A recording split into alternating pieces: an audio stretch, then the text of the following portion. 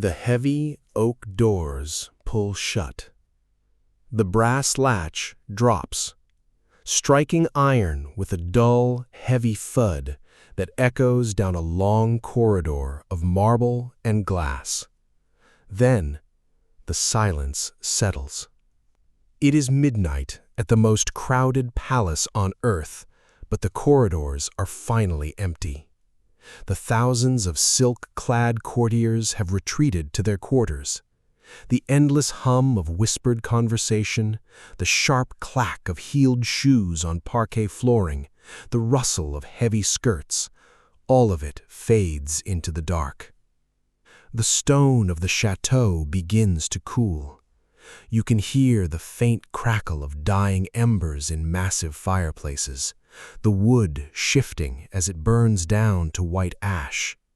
The air smells of extinguished beeswax candles, cold drafts, and the faint, lingering trace of orange blossoms from the gardens below. Down the long, mirrored halls, shadows stretch and distort in the moonlight. Behind one set of gilded doors, in a room buried deep within the private apartments, a man sits alone. He is not royalty. He wears plain, dark wool. He sits perfectly still on a small, narrow cot folded out onto the floorboards, just inches from a massive, velvet-draped bed. His hands rest on his knees. He is listening. Beyond the thick walls, the wind moves slowly over the gravel courtyards, but inside, the air is completely still. The rhythmic, slow breathing of another man fills the dark room. The servant watches a single sliver of moonlight creep across the floorboards, waiting. To be locked in a dark room with the most powerful man in Europe is a strange and isolating burden. Welcome to Versailles at night, one chamber servant locked in. This is not a ghost story. It is not a tale of midnight assassinations, stolen correspondence, or fabricated courtly drama, and there are no imagined phantoms waiting in the long shadows of these corridors. Every detail you will hear tonight is drawn directly from verified historical records. We are stepping back to observe the true, documented reality of the French court at its zenith. A reality built on unyielding control, absolute order, and a relentless machinery of etiquette that governed even the quietest hours of the dark. You would expect the private chambers of an absolute monarch to be an expanse of quiet, solitary luxury, a rare space where a king might finally be entirely alone. Instead, they were a meticulously observed stage, bordered by hidden quarters where devoted men lived their entire lives in the narrow, windowless margins just inches from the crown. We are looking closely at the servants whose singular duty was to vanish into the background while keeping the very heart of the empire beating. Their nights were not spent in deep, restful slumber, but in a perpetual state of suspended vigilance, listening to the shifting of the wooden floorboards and the cold drafts pressing against the window glass. The immense chateau sleeps, but the delicate work of the night watch has just begun. Breathe slowly and let the noise of the modern world slip away. Tonight, we will trace the slow passage of a single, silent watch, moving from the moment the heavy doors are bolted shut until the first pale light of dawn demands the awakening of a king. At its height, the court of Versailles was a sprawling city contained within a single massive envelope of stone. To understand the profound quiet of this one particular room deep in the royal apartments, you must first understand the vast, crushing weight of the population that surrounded it. The chateau was not merely a grand residence for a monarch and a few carefully chosen advisors. It was a complete, isolated ecosystem, a dense and sprawling labyrinth of humanity pressed closely against the glass, the marble, and the gilded wood. The court housed between 3,000 and 10,000 people at Versailles' height. Every available inch of the palace was claimed, negotiated over, and fiercely guarded by those desperate to remain close to the center of power. When night finally falls over the estate, the sheer physical mass of these thousands of sleeping bodies settles heavily into the architecture. In the vast north and south wings of the chateau, wealthy dukes and duchesses sleep in grand, high-ceilinged apartments on the ground floor, where the ancient dampness of the surrounding swamplands frequently seeps into the heavy, embroidered silk of their wall coverings. High above them, tucked into the cramped, sloped attics directly beneath the heavy slate roofs, minor nobles and lesser court officials shiver in the winter drafts and stifle in the summer heat. They are packed into tiny, unheated wooden stalls that offer little more than a flat surface to lie down upon. The palace is a colossal hive of breathing, resting bodies, separated only by thin partitions of aged wood, thick layers of lime plaster, and the heavy, light-blocking velvet curtains drawn tightly around thousands of individual beds. Yet, as you move closer to the absolute center of the palace, navigating toward the very rooms where the king himself sleeps, the vast, crowded margins give way to a profound, guarded emptiness. The vast state apartments, meant for magnificent public display during the daylight hours, sit entirely vacant in the moonlight. But behind the painted ceilings, the grand fireplaces, and the marble pillars of these formal rooms lies a completely hidden secondary architecture. Versailles is a building of two distinct faces. There is the public palace of brilliant light, massive windows, and endless mirrors, and then there is the private palace of deep shadows, narrow back staircases, and hidden service corridors. It is exclusively within this hidden secondary architecture that the chamber servant must spend his night. You would expect the personal, most trusted attendants of an absolute monarch to be rewarded with spacious, comfortable quarters, a quiet, beautifully appointed sanctuary in exchange for their unending labor and absolute loyalty. Instead, the reality of proximity to power dictated a far more claustrophobic and restrictive existence. Servants often slept in the garde-robe attached to the bedchamber, on beds folded away each morning, some rooms so low a man could not stand upright. The garde-robe was not a grand or comfortable room. It was a strictly functional, transitional space. A small antechamber carved directly out of the thick interior walls, sitting immediately adjacent to the royal bedchamber. It was designed to hold the practical, everyday necessities of the king's physical life, his morning clothing, fresh linens, brushing tools, and the men who managed them. Because physical space near the king was the single most valuable currency in all of France, the royal architects had ruthlessly divided and subdivided these inner rooms over the decades. They inserted low-ceilinged entressols, half-floors hidden behind the tall windows of the main facade, squeezing them between the grand soaring elevations of the state apartments.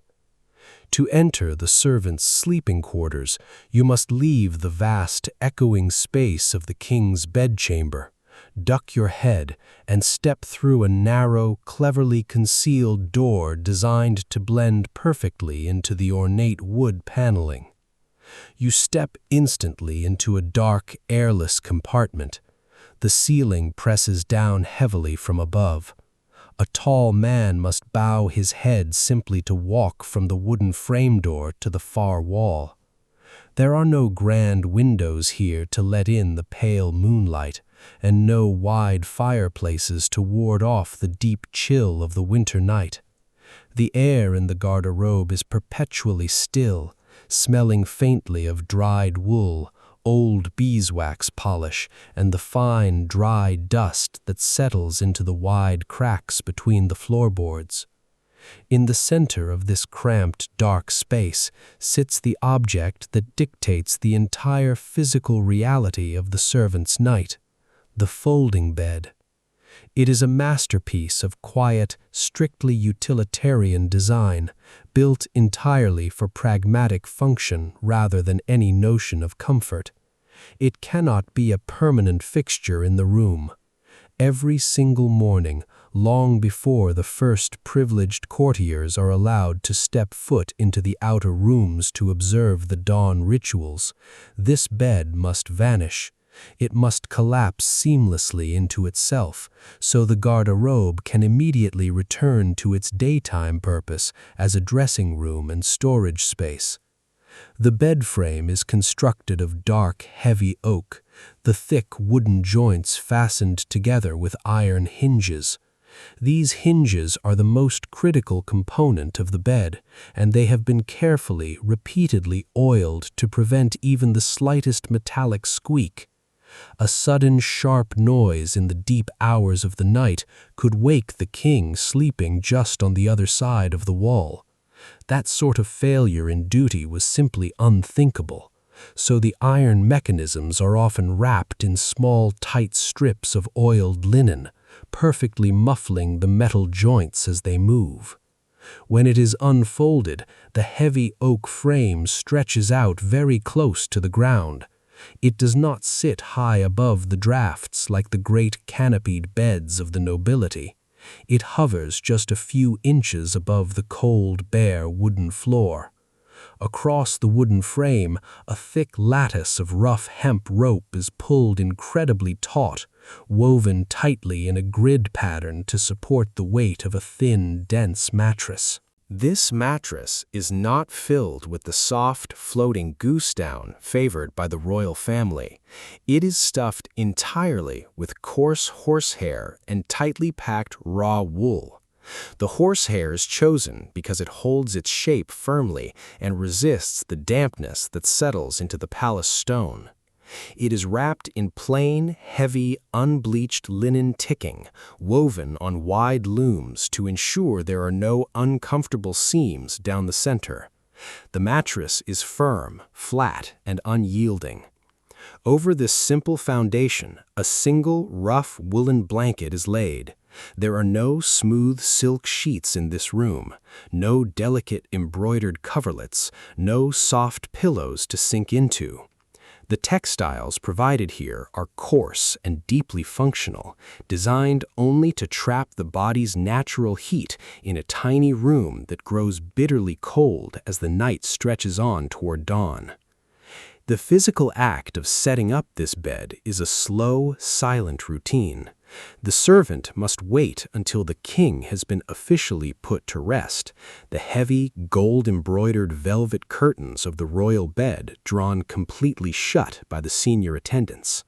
Only then, when the main chamber is plunged into darkness, does the servant retreat to the narrow garde-robe. Working by the faint, flickering light of a single, highly shielded candle, he pulls the heavy wooden frame from its daytime resting place, leaning against the back wall. He lowers the wooden legs to the floorboards with practiced, deliberate slowness. The lattice of hemp rope stretches tight with a faint, muted creak that does not carry past the thick wooden door. He lays out the horsehair mattress, pressing it flat against the ropes, and smooths the coarse, unbleached linen. Finally, he folds the heavy woolen blanket over the top, making sure the edges are square. The entire process takes only a few minutes, executed with a quiet, methodical precision born of thousands of nights of exact repetition. Once the bed is prepared, the servant gently pinches the wick of his candle. The darkness in the windowless, low-ceilinged room becomes absolute.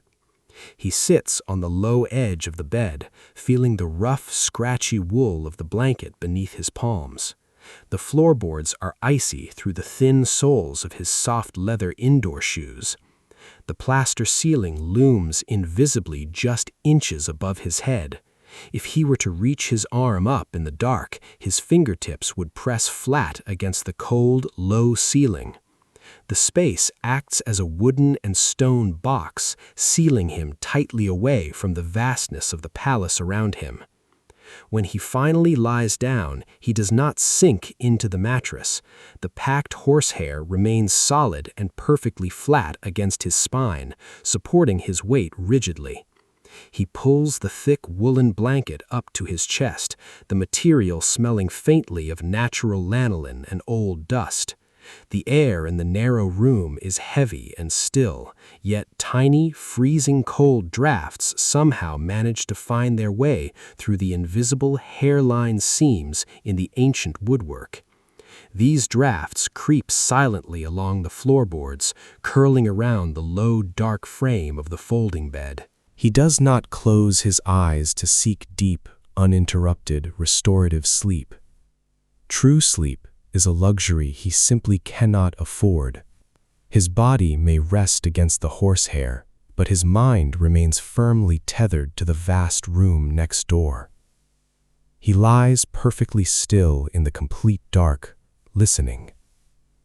The silence of the sleeping palace is not empty. It is a highly dense, layered quiet, made up of 1,000 tiny, shifting sounds. He listens for the slow settling of the massive century-old oak beams in the ceiling above. He listens for the faint, distant scratching of mice navigating the hollow spaces behind the plaster walls. And most importantly, he listens for the steady, rhythmic breath of the man sleeping just a few feet away, separated from him only by a wall of decorative wood paneling and a tightly shut, hidden door. In this narrow, airless cell, the servant is entirely stripped of his own time. His night does not belong to him. His rest is merely a mandatory pause in his lifelong service. He is simply an extension of the king's endless needs, a living tool stationed in the dark, invisible margins of the room. He is ready to throw off the wool blanket and step silently through the hidden door at the very slightest disruption in the breathing next door. The hours stretch out before him, slow, heavy, and completely unbroken. The cold of the deep night begins to settle further into the floorboards, chilling the iron hinges of the bed frame. The rough wool blanket scratches mildly against his chin as he breathes. He traces the invisible, pressing shape of the low ceiling with his open eyes, staring blankly into the pitch black.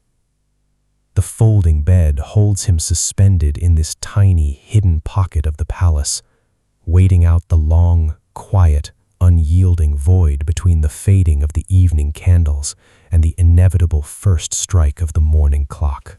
Time moves differently when you are completely confined to the dark.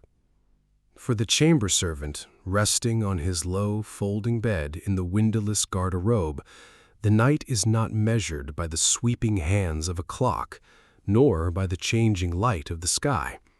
It is measured entirely by the shifting sounds of the colossal building around him and the steady, rhythmic breathing of the monarch on the other side of the wall.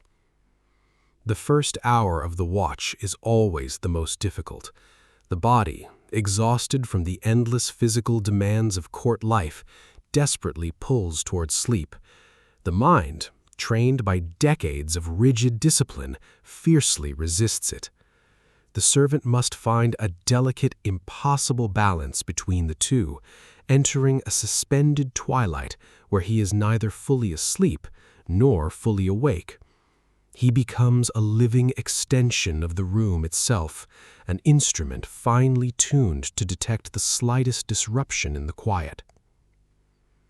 To understand the profound silence of this moment, you must understand the dense, highly orchestrated noise that preceded it just a few hours ago. The transition from the public life of the absolute monarch to the private sleep of the mortal man was not a simple matter of closing a door. The day did not merely end, it was methodically disassembled. The coucher du roi, the formal ceremony of putting the king to bed, began around 11:30 p.m. and mirrored the morning ritual in exact reverse. It was a slow, deliberate shedding of the immense weight of the state. During the coucher, the royal bedchamber was packed tightly with dozens of high-ranking noblemen, all jockeying for position, desperate to catch the king's eye before the night swallowed him. The air in the room was thick with the heat of their bodies, the overpowering scent of heavy perfumes, and the sharp, burning smoke of dozens of tall wax candles. Every gesture was heavily codified. The removal of the king's ceremonial coat, the unfastening of his diamond-buckled shoes, the handing over of his finely laced nightshirt, each of these practical actions was transformed into an agonizingly slow performance of privilege. Men of ancient lineage fought for the honor of simply holding a silver candlestick while the king washed his hands. The room was a theater of whispers, rustling silk, and the continuous low murmur of calculated flattery. Then, one by one, the layers of the public day were stripped away. The heavy, formal garments were carried out by the wardrobe officers. The crowds were gently but firmly directed toward the tall double doors by the captains of the guard. The grand, multi-branched silver candelabras were extinguished, sending thick ribbons of gray smoke twisting up toward the painted ceiling. The noise slowly drained from the chamber. The final good night was spoken. The heavy oak doors were pulled shut, and the heavy iron latch fell into place. The overwhelming, suffocating presence of the court was instantly replaced by an absolute heavy stillness. Now, hours later, the servant lies in the dark, processing the sheer contrast of that transition. The echo of the coucher still rings faintly in his ears, but the physical reality of the present moment is stark. He is entirely alone in the dark margins of the chamber. While his own cramped garderobe is plunged into pitch blackness, the massive royal bedchamber next door is not entirely devoid of light. At the base of the hidden door connecting the two spaces, a very faint, thin sliver of pale yellow light escapes, painting a narrow line across the servants' floorboards. This faint glow comes from a vital object placed carefully in the king's room every night, the mortier, or the night wax block.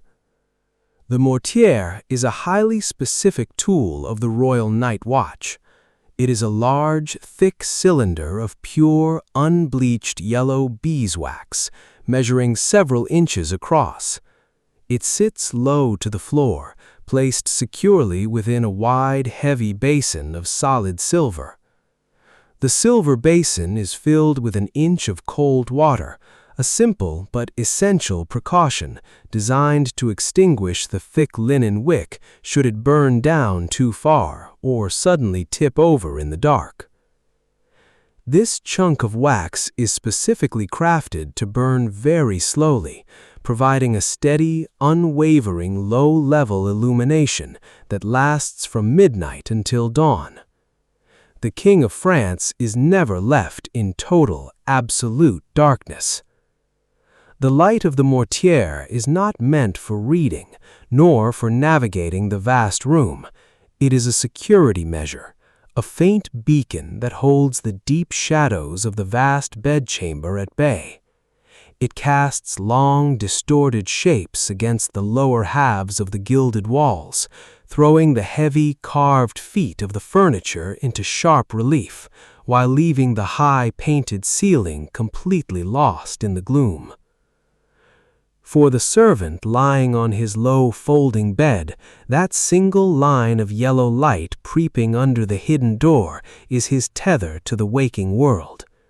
As long as that light remains steady, he knows the night is proceeding as it should. He watches the thin beam of illumination, studying it for the slightest flicker or change in intensity. If a sudden draft were to sweep through the king's room, perhaps from a poorly sealed window or a chimney downdraft, the flame of the mortier would dance and waver, and the light under the door would break its steady rhythm. That simple visual cue would be enough to pull the servant from his half-sleep, prompting him to arise and investigate the source of the cold air before it could reach the king's bed. You would expect the night shift in a quiet, heavily guarded royal palace to be a time of passive, peaceful rest, a simple and mindless waiting game until morning. Instead, it was an act of profound, sustained sensory endurance. The absolute quiet did not bring relaxation. It demanded a heightened, almost painful level of physical awareness. Deprived of normal sight, the servant's other senses became unnaturally sharp. He learns to map the vast geography of the bedchamber next door, only using the faint, isolated sounds that penetrate the wood paneling. He knows the heavy, muffled silence of the thick velvet curtains that fully enclose the king's bed, creating a secondary room within the room. He listens to the slow, measured ticking of the tall astronomical clock standing in the corner of the state apartment, its brass pendulum swinging back and forth in the dark, cutting the long hours into tiny, relentless fractions. He registers the faint, brittle crack of a dying log shifting in the massive marble fireplace, collapsing into the bed of gray ash. As the watch pushes deeper into the early hours of the morning, roughly around 2 or 3 in the morning, the internal climate of the stone palace begins to shift. The residual heat left over from the daytime fires and the crush of warm bodies finally dissipates entirely. The heavy stone walls begin to radiate a deep, ancient cold. This chill settles into the lower levels of the room first, pooling along the floorboards like invisible water. Because the servant's folding bed sits only inches above the ground, he feels this drop in temperature intimately. The cold seeps upward through the thin soles of his shoes, through the rough wooden frame of his cot, and into the dense horsehair mattress beneath his back. He regulates his own breathing, keeping it slow, shallow, and completely silent, ensuring that his own movements do not mask the vital sounds from the room next door. There is a strange intimacy to this nocturnal arrangement. In the bright light of day, the king is a distant, unreachable figure, a living monument surrounded by an impenetrable wall of protocol, wealth, and aristocratic guards. But in the deep, unlit hours of the night, all that grand machinery is stripped away. The absolute power of the French state is reduced to the slow, steady rhythm of a man breathing in his sleep. And the sole protector of that rhythm is not a duke or a general, but a man in plain wool, lying on a narrow cot, staring at a sliver of yellow light on the floorboards. The servant does not move. He does not shift his weight, for fear the hemp ropes of his bed might stretch and creak. He simply lies there, suspended in the dark, letting the immense, crushing weight of the silent chateau press down around him. The air in his windowless room grows colder. The heavy scent of the burning beeswax from the mortier seeps slowly under the door, a sweet, dusty aroma that signals the steady passage of the night. The palace is quiet now. Outside, the wind moves slowly through the geometric hedges and dormant fountains of the gardens, but inside the stone, nothing stirs. Close your eyes and let the centuries settle into the dark. Beyond the heavy oak doors of the royal bedchamber, the immense architecture of the chateau extends outward into the dark. while the chamber servant will spend the deepest hours of the night confined entirely to the narrow, windowless space of his folding bed. The very beginning of his watch requires him to step outside the sanctuary. Before the final iron bolt is thrown, sealing the king's inner rooms from the rest of the world, a perimeter must be established. Someone must walk the immediate sequence of adjoining rooms, ensuring that the heavy interior shutters are drawn tight against the cold drafts, that the embers in the massive marble fireplaces are safely banked in gray ash, and that the long corridors are truly empty. This slow, solitary walk through the darkened state apartments is a ritual of transition, severing the chaotic energy of the daytime court from the absolute stillness of the night. To understand the profound isolation of this nighttime walk, you must first understand the geometric rigidity of the palace itself. The architecture of Versailles is defined by the enfilade.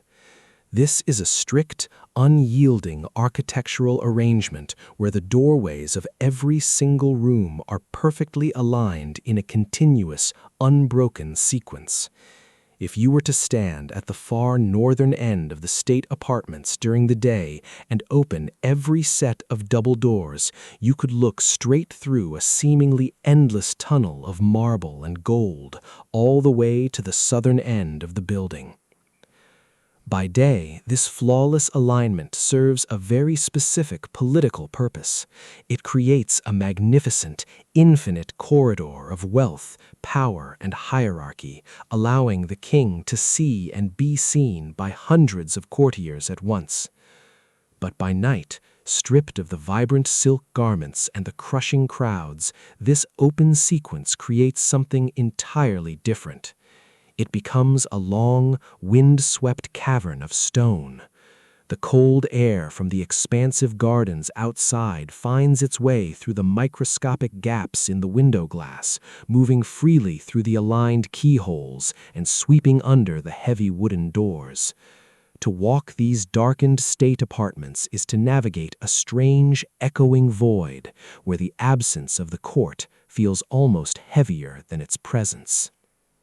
The object that makes this solitary walk possible is not a grand, multi-branched silver candelabra. A large, open cluster of burning wax would ruin the servant's night vision, casting wild, distracting shadows against the gilded walls and reflecting blindingly off the tall mirrors. Instead, he carries a highly specific, purely functional tool, the lanterne sword, or the blind lantern. The blind lantern is a masterpiece of quiet utility.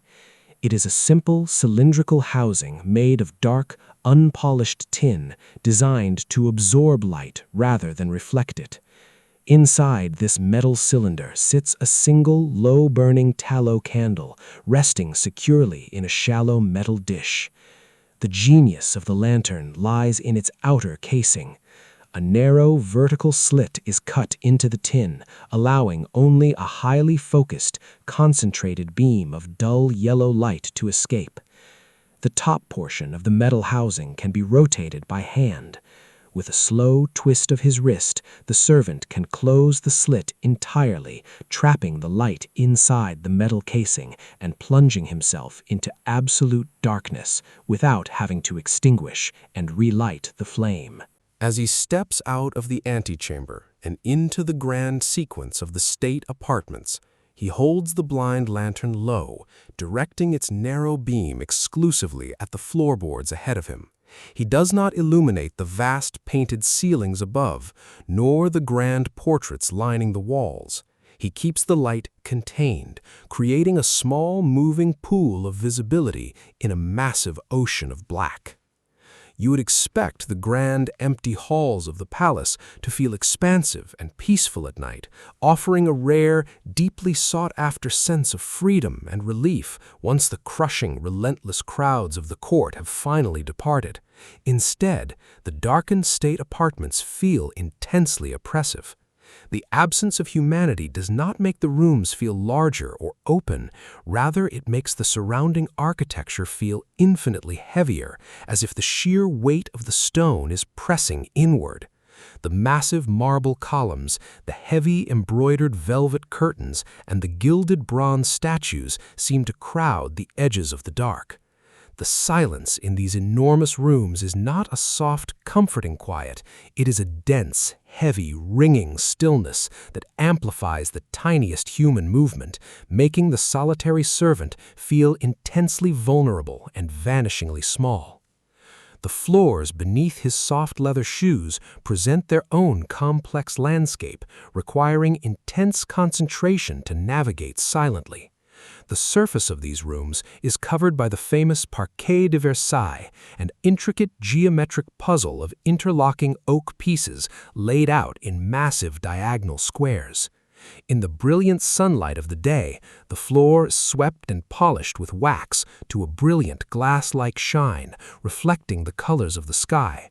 But in the deep, unheated chill of the night, the ancient wood behaves very differently. As the temperature inside the massive stone envelope of the palace drops, the hundreds of thousands of individual oak pieces begin to contract and shift in their joints. The entire floor becomes a highly sensitive wooden skin over the structural joists.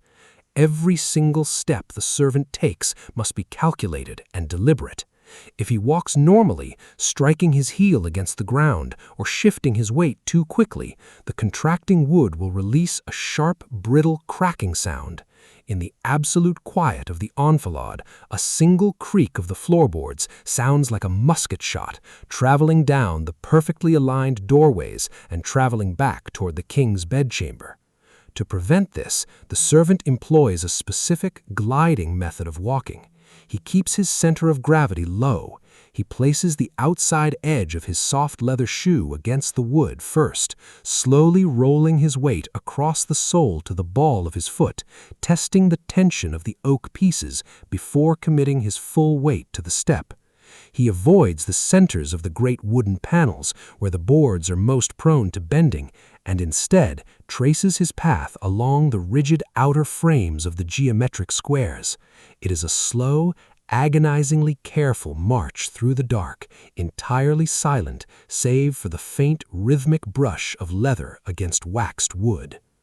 In the narrow, directed beam of the blind lantern, the familiar, magnificent objects of the daytime court take on a strange, dormant, and almost unrecognizable quality. The vast state apartments are filled with incredible wealth, solid silver tables crafted by the finest silversmiths in Europe, massive bronze urns, and heavy wooden chairs upholstered in delicate gold-threaded brocade.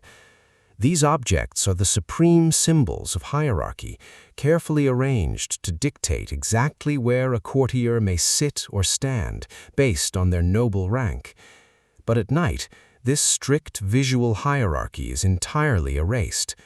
Before the final watch begins, the palace wardrobe officers strip the rooms of their glittering identity. They drape the grand silver tables, the velvet stools, and the heavy chairs in large, plain, unbleached linen dust covers. This is a practical measure, designed to protect the highly delicate fabrics and polished metals from the corrosive soot of the dying fireplaces and the ancient damp chill that settles into the air overnight. As the servant sweeps the narrow beam of his lantern across the room, these shrouded shapes emerge from the pitch black.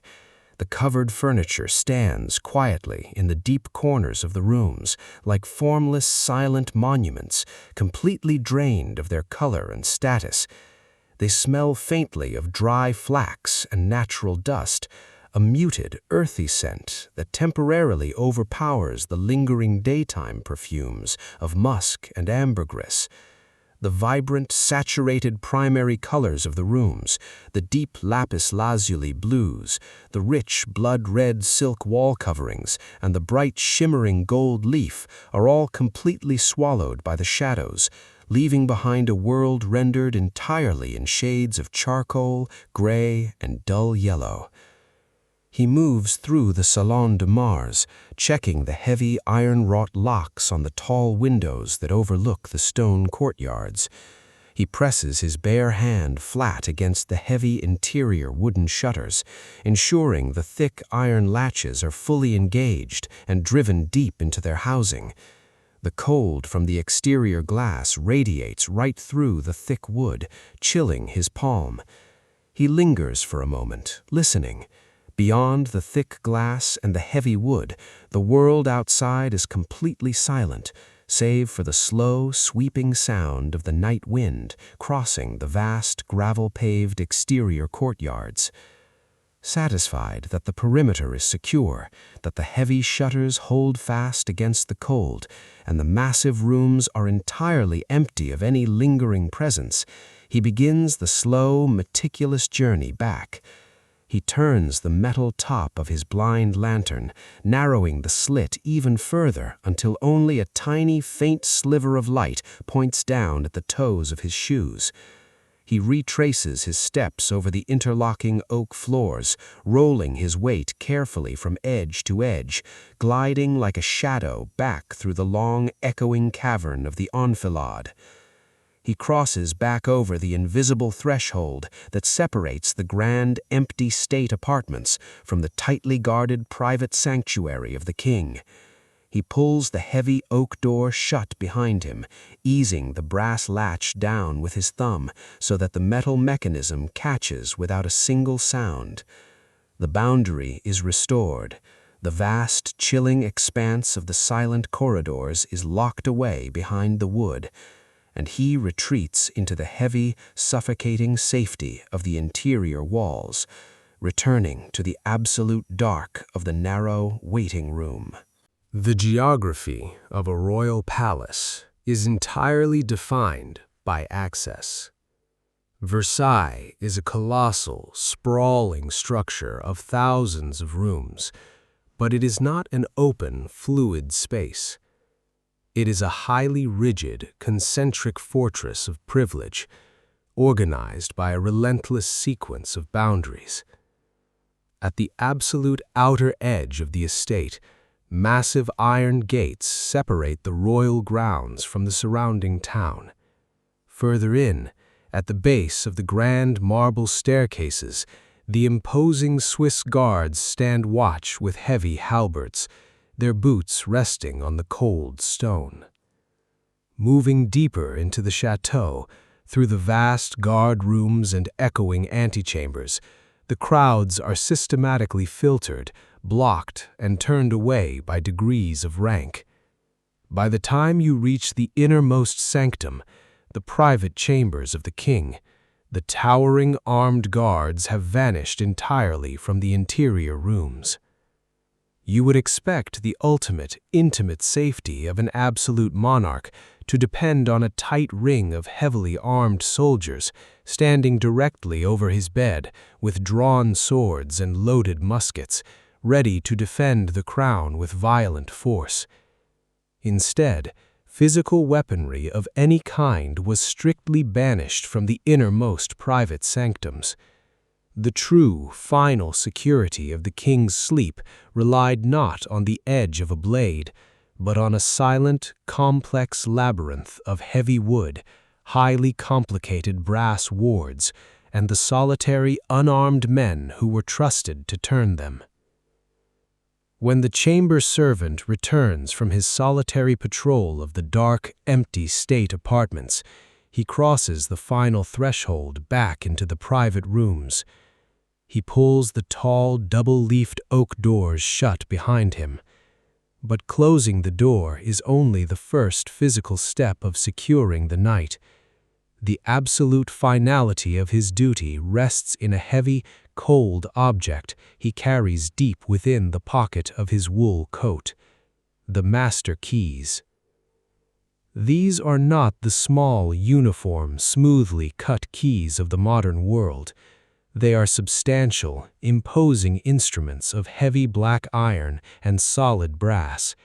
They are forged by the master locksmiths of the royal household, men who spent their entire lives perfecting the hidden mechanics of security. The bow of each key, the part held between the thumb and forefinger, is thick and elaborately shaped, designed to provide a solid grip for turning heavy internal springs. The long cylindrical shaft of the key ends in a complex, deeply filed bit, featuring irregular teeth and deep asymmetrical grooves cut by hand. No two locks in the inner apartments are identical, and these keys are the singular physical answer to the intricate puzzles mortised into the ancient wood. Because the silence of the night watch is paramount, the keys cannot be allowed to rattle against one another. The sharp metallic clinking of iron striking brass would easily penetrate the quiet of the bedchamber, a disruptive noise that was simply unacceptable. To prevent this, the heavy metal ring is encased entirely within a thick, soft pouch made of tanned chamois leather. The leather absorbs the impact of the heavy metal, silencing the keys completely. When the servant walks, the keys rest heavily in his pocket as a muted, dense weight against his thigh. He stands before the interior side of the massive oak doors that separate the king's bedchamber from the antechamber. He removes the leather pouch from his pocket, unties the simple leather drawcord, and folds the soft chamois back to expose the cold iron. In the near total darkness, illuminated only by the faint, distant glow of the mortier resting in its silver basin of water, he does not need to look for the keyhole. Decades of repetition have committed the exact geography of the doors to his muscle memory.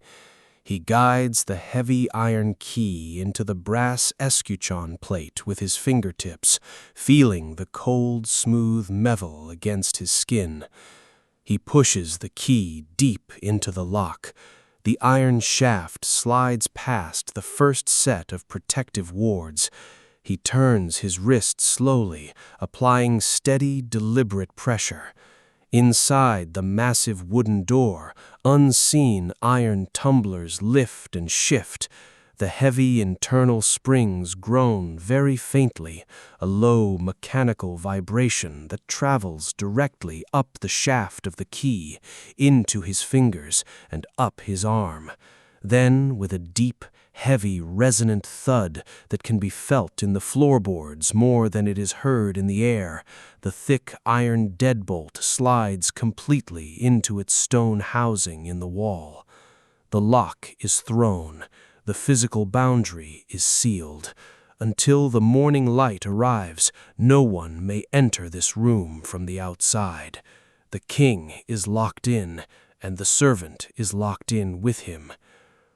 To manage this intricate, overwhelming system of access and physical security, the royal household required a highly specific, flawlessly disciplined class of men.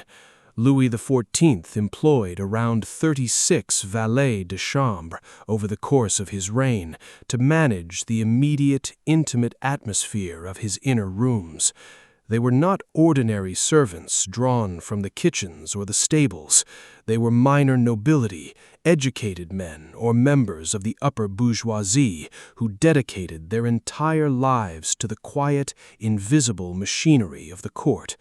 Because the physical toll of the labor was so extreme, the 36 men were divided into rotating shifts, breaking the calendar year into rigid quarters. Only a small fraction of these men served in the inner rooms at any one time, creating a fiercely tight, closed brotherhood of silence. They held the keys, and therefore they held the absolute trust of the state. But the great iron keys on the heavy ring do not merely lock the exterior doors of the bedchamber. They secure an entire hidden network of valuable, sensitive objects within the private apartments. Once the main doors are bolted, the servant moves silently toward a small, plain wooden table tucked away into the deep shadows of the room. Resting on this table is the overnight dispatch box. This object is just as critical to the functioning of the state as the king himself. It is a large, sturdy portfolio box constructed of thick, rigid boards, bound entirely in dark red Moroccan leather and heavily tooled with faded gold leaf.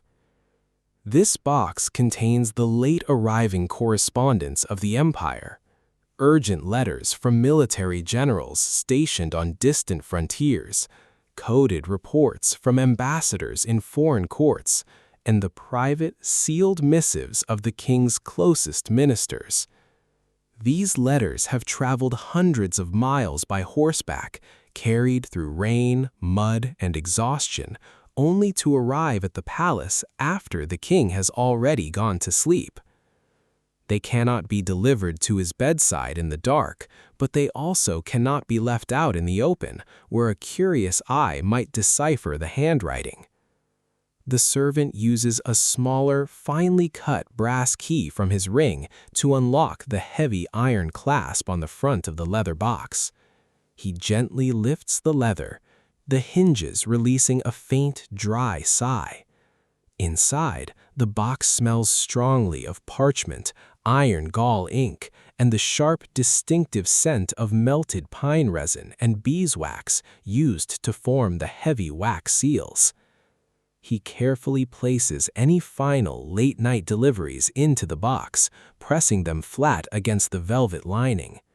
He closes the heavy lid, turns the small brass key, and locks the correspondence away. In the dark, this leather box is merely a silent, inert object, yet it holds the fate of entire armies, the delicate balance of European alliances, and the heavily guarded secrets of the empire. They sit completely dormant, locked in the shadows, waiting for the sunlight to render them active once again. The servant guards these folded pieces of paper with the same intense, unyielding vigilance that he guards the man sleeping in the great velvet bed. His final duty with the keys involves the practical supplies of the night watch itself. Within his own cramped, low-ceilinged garderobe, there are several plain, tall wooden cabinets built directly into the thick walls. These cabinets hold the expensive, pure white beeswax candles required for the morning rituals, as well as the fine, dried linen cloths used to clean the king's face. In a palace containing thousands of people, small objects of high value were frequently known to disappear. Even in the deepest, most secure sanctuary of the chateau, everything of value must be locked away before the servant can finally attempt to rest. He turns the iron key in the lock of the wooden cabinet, sealing away the wax and the linen. The simple, domestic click of this cabinet lock stands in stark contrast to the massive, heavy thud of the main oak doors, yet it is all part of the same relentless system of order.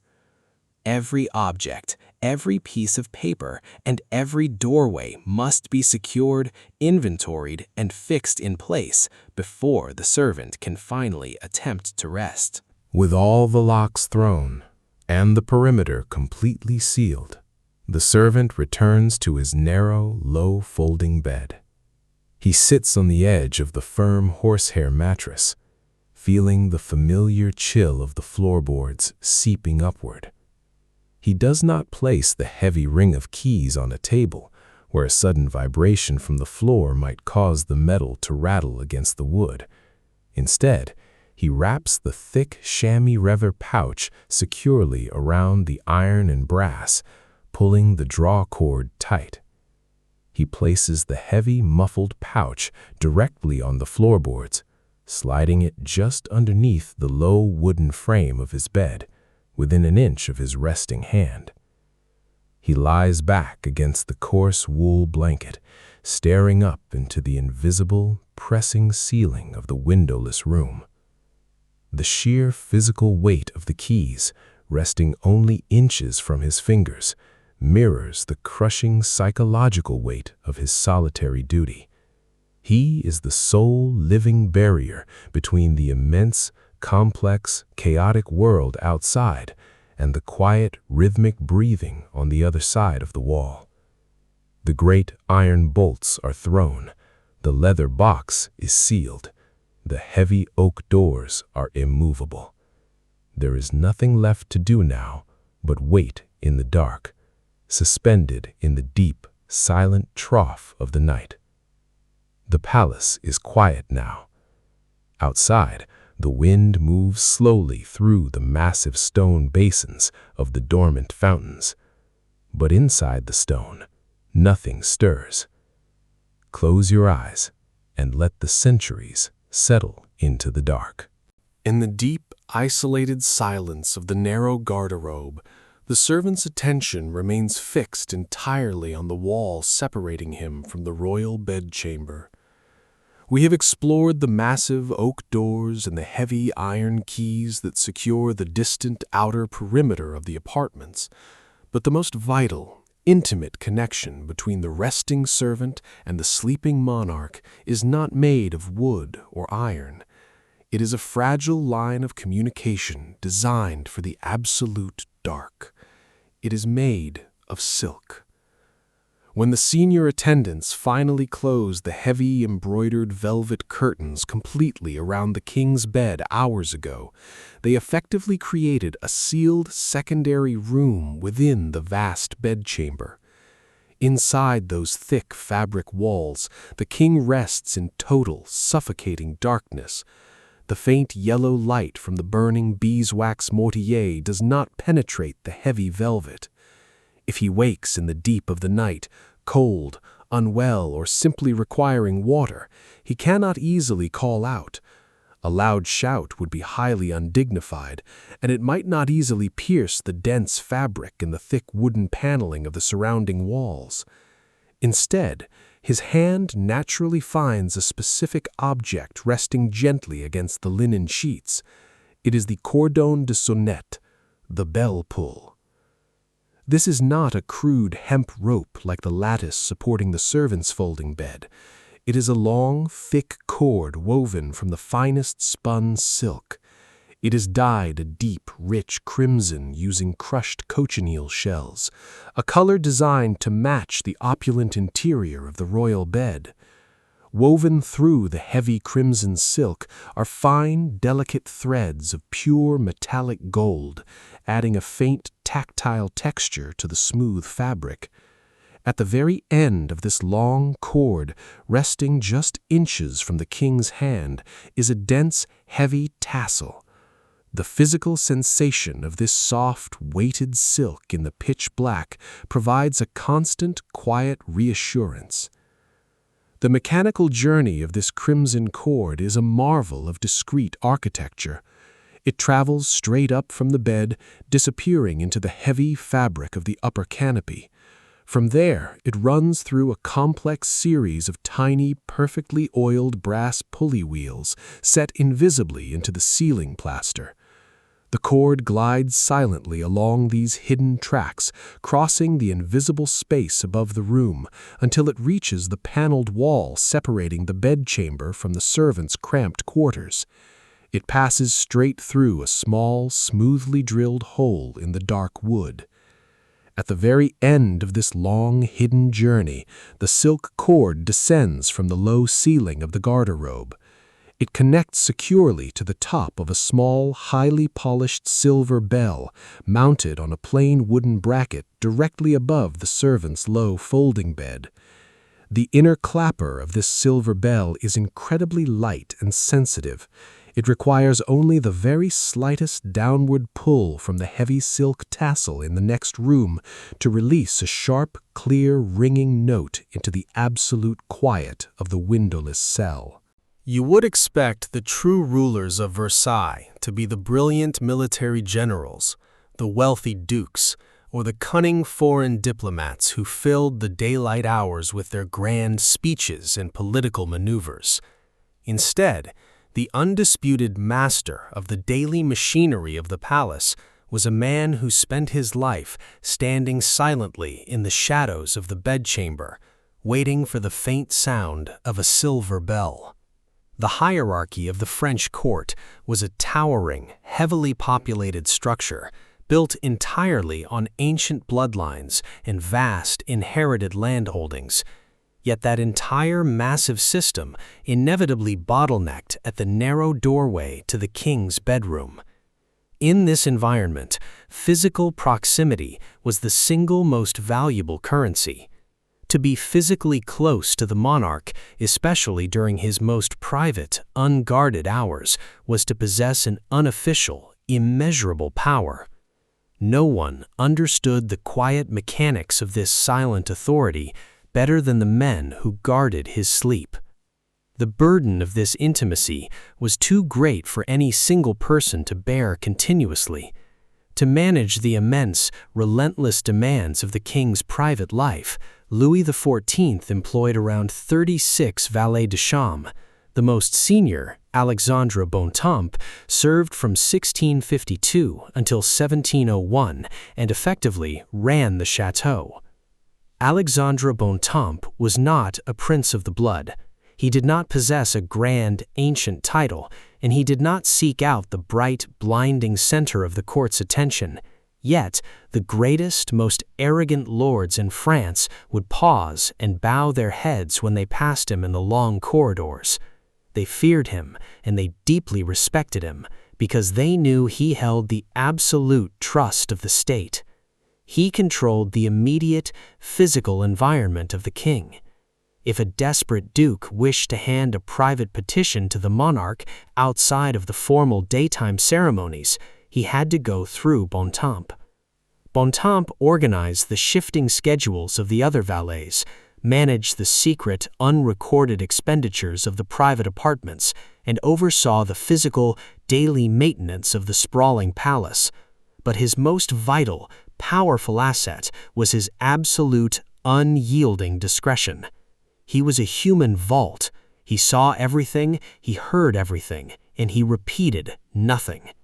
What Bontemps knew, and what every man who inherited the night watch after him learned, was the stark, undeniable difference between the public monument and the private, mortal man.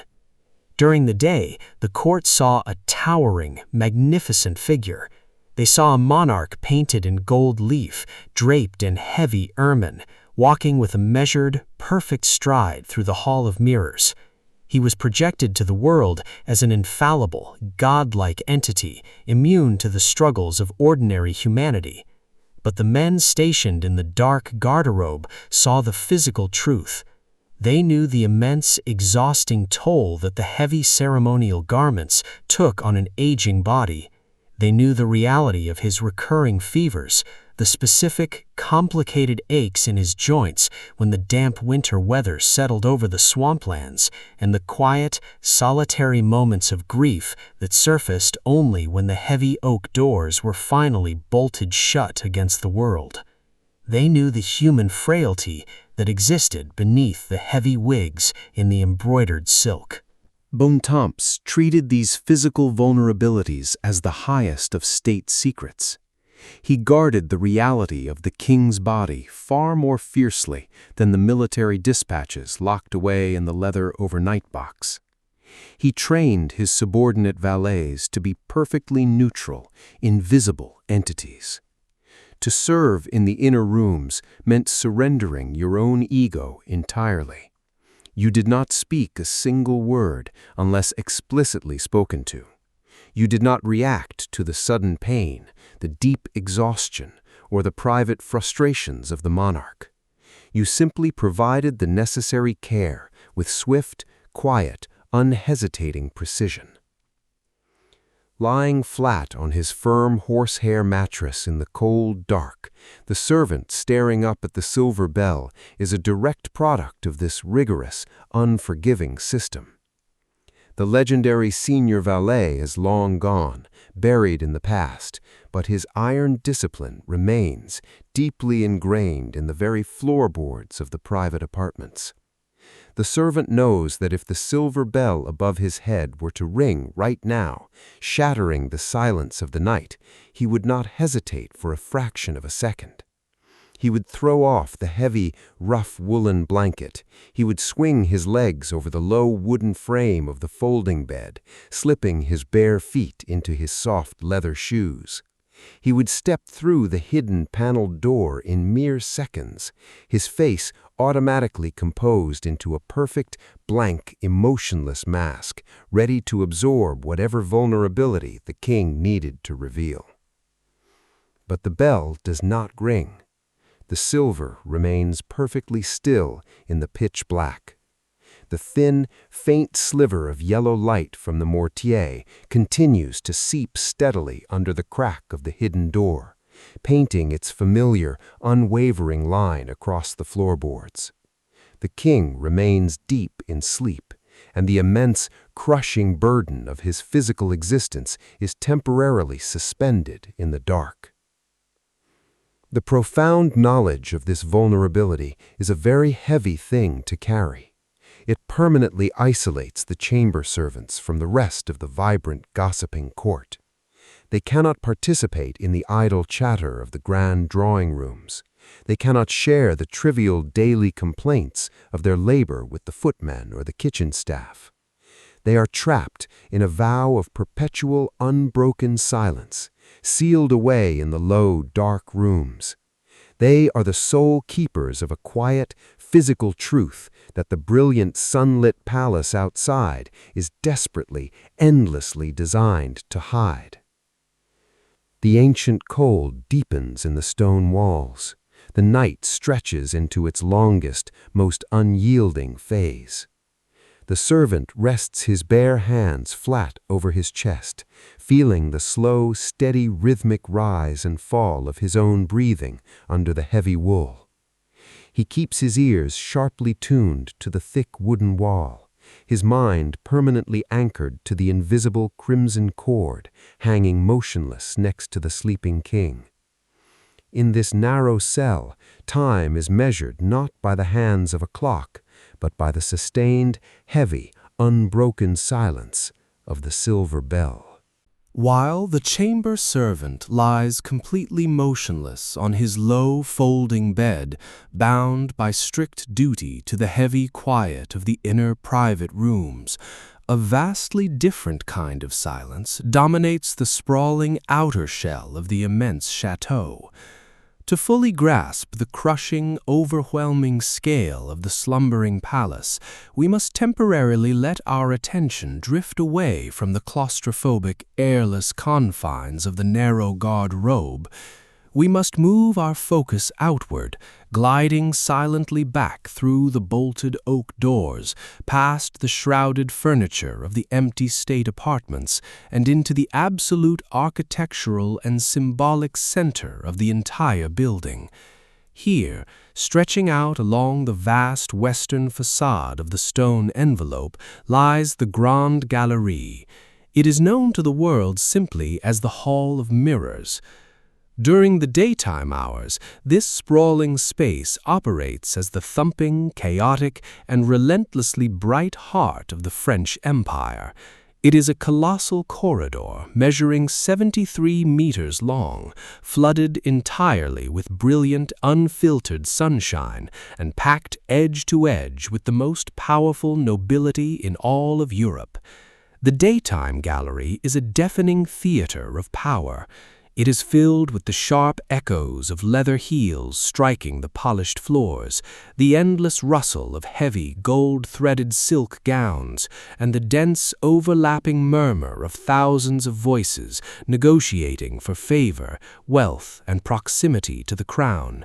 It is a space designed exclusively to overwhelm the human senses, to make every visiting ambassador and minor noble feel vanishingly small in the face of the king's immeasurable wealth. But at midnight, the massive crowds are completely gone. The heavy, gilded doors at either far end of the long gallery are pulled shut and secured. The immense room is utterly abandoned, handed over entirely to the slow, creeping cold of the deep night. Along one entire side of the gallery, 17 massive, arched arcades open up toward the west. During the day, these soaring windows offer a commanding panoramic view of the meticulously conquered natural world, the vast geometric water basins, the rigidly trimmed hedges, and the endless line of the Grand Canal stretching toward the horizon. But now, in the pitch black of the middle of the night, the glass serves a different purpose. It becomes a massive, freezing membrane between the sheltered interior of the palace and the biting cold of the open elements. The ancient wavy panes of crown glass, held in place by hundreds of heavy lead cames, radiate a deep, piercing chill into the empty air of the gallery. The heat of the previous day, trapped for hours in the thick stone walls and the parquet floors, is slowly drawn out through these tall windows. If you were to stand alone in the center of the vast floor, you would feel a distinct, steady draft rolling off the glass, a silent, heavy wave of cold air cascading down from the high arches and sweeping seamlessly across the massive expanse of the interlocking oak floorboards. Opposite these 17 towering windows lies the feature that gives the Great Hall its name. Lined perfectly along the inner wall are 17 matching arches, perfectly mirroring the shape and size of the windows facing the gardens. But these inner arches do not look out over the landscape. Instead, they are filled entirely with 357 individual, heavily beveled panes of pure glass. You would expect a room entirely lined with hundreds of mirrors to amplify the pale moonlight, acting as a massive, shimmering lantern that illuminates the long corridor even in the dead of night. Instead, without the thousands of burning beeswax candles to actively ignite them, the mirrors behave very differently. They do not illuminate the deep shadows, they completely absorb them. The glass of the 17th century was not the perfectly clear, heavily manufactured material of the modern era.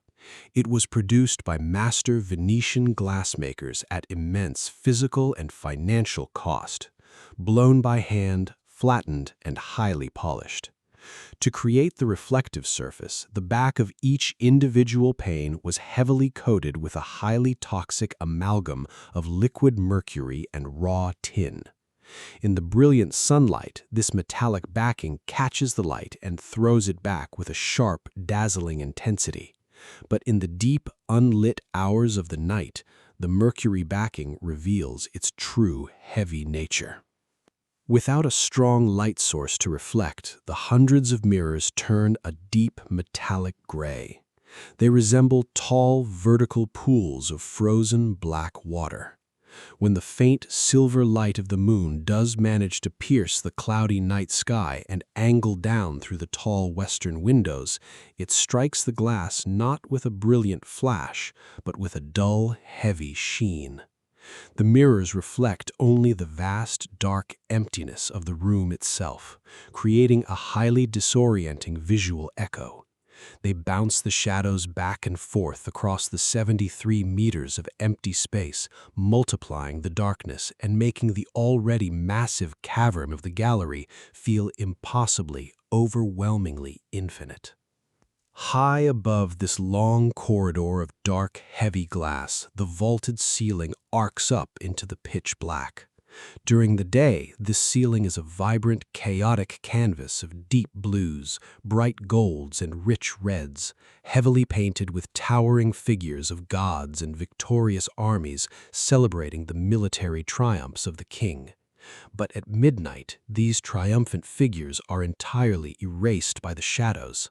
The painted ceiling vanishes into the deep gloom, leaving only the sensation of a vast, heavy, open void hanging directly overhead. Suspended from this invisible ceiling, hanging down into the cold air of the gallery on incredibly thick, heavy chains of forged iron, are massive chandeliers. These towering structures are crafted from gilded bronze and draped heavily with thousands of individually cut drops of pure rock crystal. When the gallery is prepared for a grand evening ball, these massive fixtures are lowered, fitted with hundreds of thick white beeswax candles and hauled back up, transforming the ceiling into a blazing canopy of fire that forces the mirrors below to absolutely explode with light. But tonight, the grand chandeliers are completely dormant.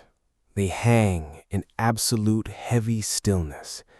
There are no burning candles to warm the bronze or illuminate the cut crystal.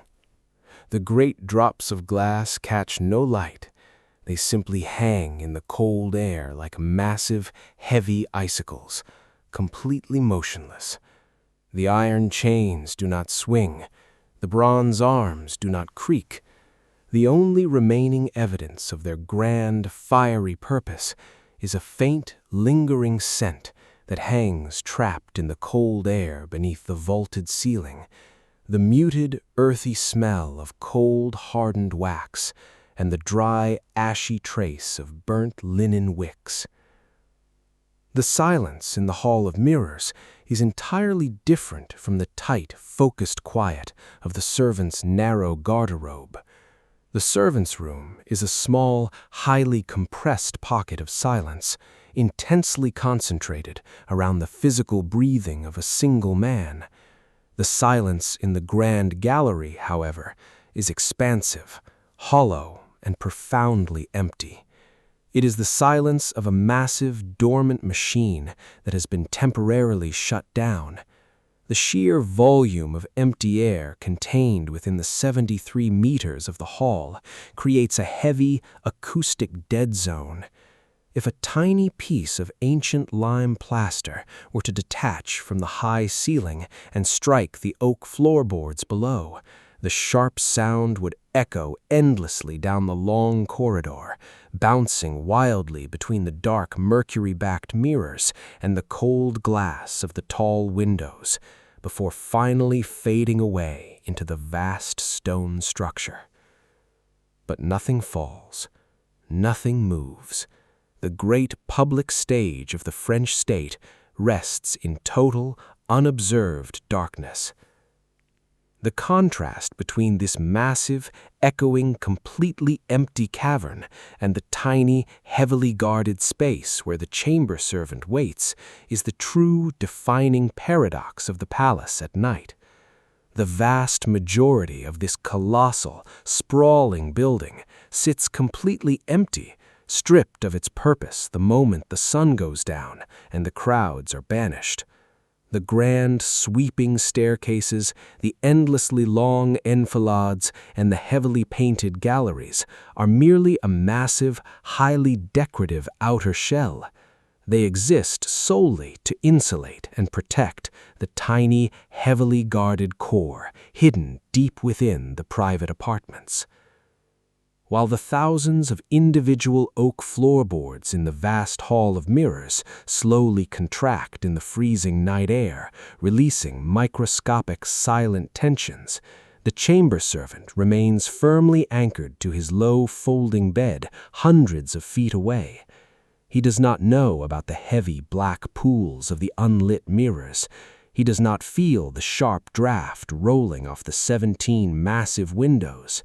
He is entirely insulated from the vast, empty grandeur of the slumbering outer palace, his entire universe reduced to the narrow sliver of yellow light beneath his hidden door and the steady, unbreakable rhythm of the royal sleep. The palace is quiet now.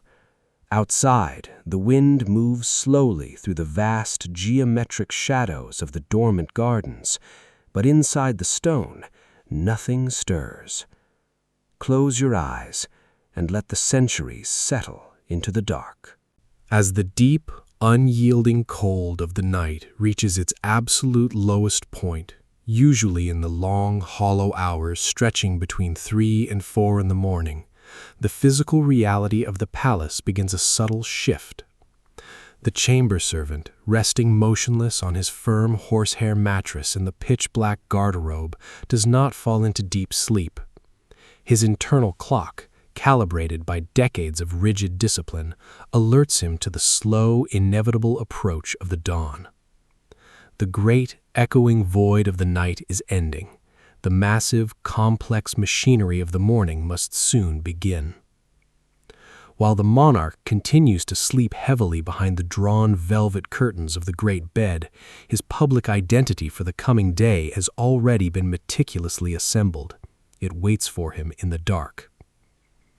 To understand the immense weight of the morning rituals that will soon unfold, we must examine the silent, perfectly ordered space immediately adjacent to the bedchamber. This is the Cabinet de la Garde-robe, the private wardrobe room. During the day, it is a bustling, crowded staging area managed by a highly specific, rigidly ranked hierarchy of wardrobe officers. But now, in the deep of the night, it is completely abandoned, locked tightly away behind heavy oak doors and thick brass bolts. The wardrobe room does not possess the soaring painted ceilings or the massive mercury-backed mirrors of the grand state apartments. It is a strictly functional, tightly organized space. The walls are lined completely with massive, ceiling-height presses, enormous, heavy cupboards constructed from solid, aged oak. The wood of these cabinets is dark, heavy, and polished to a dull sheen with thick beeswax. Because the garments held within these presses represent a vast, incalculable fortune of silk, rare metallic threads, and delicate lace, the air in the room must be carefully managed. The room smells deeply of dried lavender stems, sharp cedar wood, and pure camphor block, natural defenses deployed to protect the royal garments from the devastating appetite of moths and the pervasive creeping dampness of the stone palace. In the very center of this dark, heavily scented room sits a single heavy wooden armchair with a high, straight back.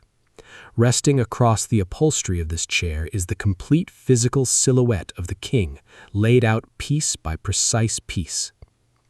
You would expect the morning dressing of a sovereign to be a matter of personal comfort, a private and spontaneous selection of garments chosen upon waking to suit his mood or the changing weather of the day. Instead, the wardrobe of the absolute monarch was a rigid, highly calculated mechanism of state. The clothes were not merely worn, they were administered. The specific garments resting on the chair were chosen hours ago, late in the previous evening, by the master of the wardrobe, adhering to a strict, unyielding calendar of etiquette, mourning periods, and religious feast days. The king does not dress himself, and he rarely chooses his own garments. His body belongs to the state, and the state dictates exactly how it shall be covered. The wardrobe officers, moving with agonizing care under the light of shielded candles before the final doors were locked, have constructed a perfect hollow shell of the man. Every item is placed in the exact reverse order of how it will be put on, an arrangement designed for absolute, flawless efficiency in the morning. At the very top of the pile, resting lightly across the heavy wooden arms of the chair, is the innermost layer, the morning shirt. This garment is constructed of the finest, most delicate linen woven in Europe. The flax was grown in the wet fields of northern France, spun into microscopically thin threads, and woven on hand looms to create a fabric that is incredibly light, soft, and breathable. It has been washed in pure water, dried in the bright sun to achieve a blinding, flawless white, and pressed completely flat with heavy, heated irons. The long sleeves of this linen shirt end in deep, elaborate cuffs of intricate needle lace, painstakingly created by dozens of women over many months. In the absolute dark of the wardrobe room, the pure white linen seems to hold a faint, ghostly luminescence. It smells sharply of dry starch and clean water. Before it is ever allowed to touch the king's skin in the morning, this shirt will be held close to the flames of a newly lit fire by a high-ranking nobleman. carefully turned and warmed to banish the deep, settling chill of the night.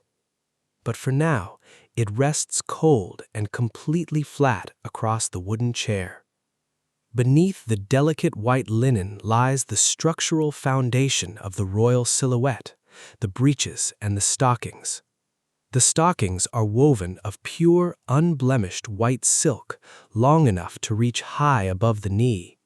They are incredibly thin and completely smooth, offering no protection against the drafty halls of the palace. Resting on top of the stockings are the garters, small, heavy bands of stiff silk ribbon used to bind the delicate stockings tightly against the leg, ensuring they never slip or wrinkle during the long hours of the public day. The breeches themselves are constructed of a thicker, more substantial silk, tailored perfectly to the exact dimensions of the king's body. They do not stretch or forgive.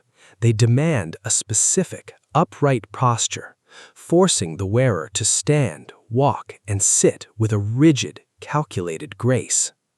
The fabric is heavy to the touch in the dark room, the deep folds of the material holding the shadows tightly. But the true, overwhelming gravity of the royal wardrobe is resting heavily against the high wooden back of the armchair. This is the juste corps, the massive, structured coat that defines the visual presence of the monarch. The coat is an extraordinary piece of mobile architecture. It is not designed for warmth, nor for physical ease. It is designed exclusively for display. The base fabric is a heavy, densely woven velvet or thick wool broadcloth, dyed to a rich, highly saturated color. But the base fabric is merely a canvas. The entire surface of the heavy coat is heavily encrusted with metallic embroidery. Thousands of tiny, individual threads of solid gold and pure silver have been pushed through the thick velvet by master embroiderers, forming elaborate geometric patterns, royal crests, and thick, winding vines. The cuffs of the coat are massive, folded back heavily upon themselves to display even more dense metallic work. The pockets are deep, structured with stiff canvas interlinings to hold their wide, flared shape. In the total dark of the wardrobe room, the massive coat sits like an empty suit of armor. The sheer physical weight of the garment is staggering. When lifted, the gold and silver threads add pounds of dragging weight to the fabric. To wear this coat is to carry the literal, physical burden of the nation's wealth on your shoulders. The heavy metallic threads remain deeply cold, pulling the chill from the surrounding air. If a servant were to run a bare hand across the sleeve in the dark, the gold embroidery would feel hard, rough, and distinctly icy against the skin. Arranged meticulously on a small, plain table directly beside the heavy armchair are the necessary accessories, the final instruments of the royal appearance. There is the cravat, a long, wide strip of incredibly fine imported Venetian lace destined to be tied tightly around the neck. It rests completely flat, resembling a fragile lattice of white frost. Next to it sit the gloves, made of the thinnest, softest kid leather, heavily powdered on the inside with finely ground talc and heavily perfumed with musk to mask the natural scent of the animal skin. They are smoothed out completely, the empty leather fingers pointing perfectly straight toward the edge of the table. Beside the gloves rest the shoes. They are simple in their basic shape, made of soft, dark leather, but they carry the ultimate, unmistakable symbol of absolute royal privilege, the bright red heel. The thick wooden heels have been painted and heavily varnished with a deep, blood-red pigment. This specific detail is strictly regulated by law, a visual marker that legally separates the king and his highest, most favored courtiers from the rest of the sprawling aristocracy. Across the high instep of each shoe rests a massive, heavy buckle of solid silver, densely paved with dozens of individually cut clear diamonds. Even in the near-total darkness, these sharp, faceted stones manage to catch the tiniest, almost invisible traces of ambient light, throwing off microscopic, cold sparks of white and dull blue. Finally, resting perfectly parallel to the edge of the wooden table, is the sword. It is not a crude, heavy weapon of war designed for the muddy battlefields of the frontier. It is a court sword, a masterpiece of decorative lethality. The long, slender steel blade is hidden entirely within a slim scabbard of tightly wrapped white leather. The intricate guard and the heavy pommel are cast from solid gold, deeply chased and engraved with the symbols of the sun. The sword is a mandatory component of the formal dress, a constant physical reminder of the king's ancient inherited role as the ultimate military commander of the realm, even as he walks through the perfectly safe, heavily guarded, mirrored halls of his own home. In the deep, silent hours of the morning, this entire collection of objects, the flawless white linen, the heavy gold velvet, the diamond buckles, and the cold steel sword waits in absolute unyielding stillness. The wardrobe room is entirely devoid of life, yet the heavy oak chair holds the exact physical shape of the absolute monarch. The chamber servant lying in the garderobe next door cannot see these garments. He is sealed away in his own dark, low-ceilinged cell. Yet he knows exactly where every single item rests. He has memorized the precise geography of the morning. He knows the sharp cedar smell of the heavy oak presses, the rough metallic texture of the embroidered coat, and the heavy solid clack the diamond-buckled shoes will finally strike the polished wooden floorboards. These objects are the heavy, unavoidable tools of the coming day.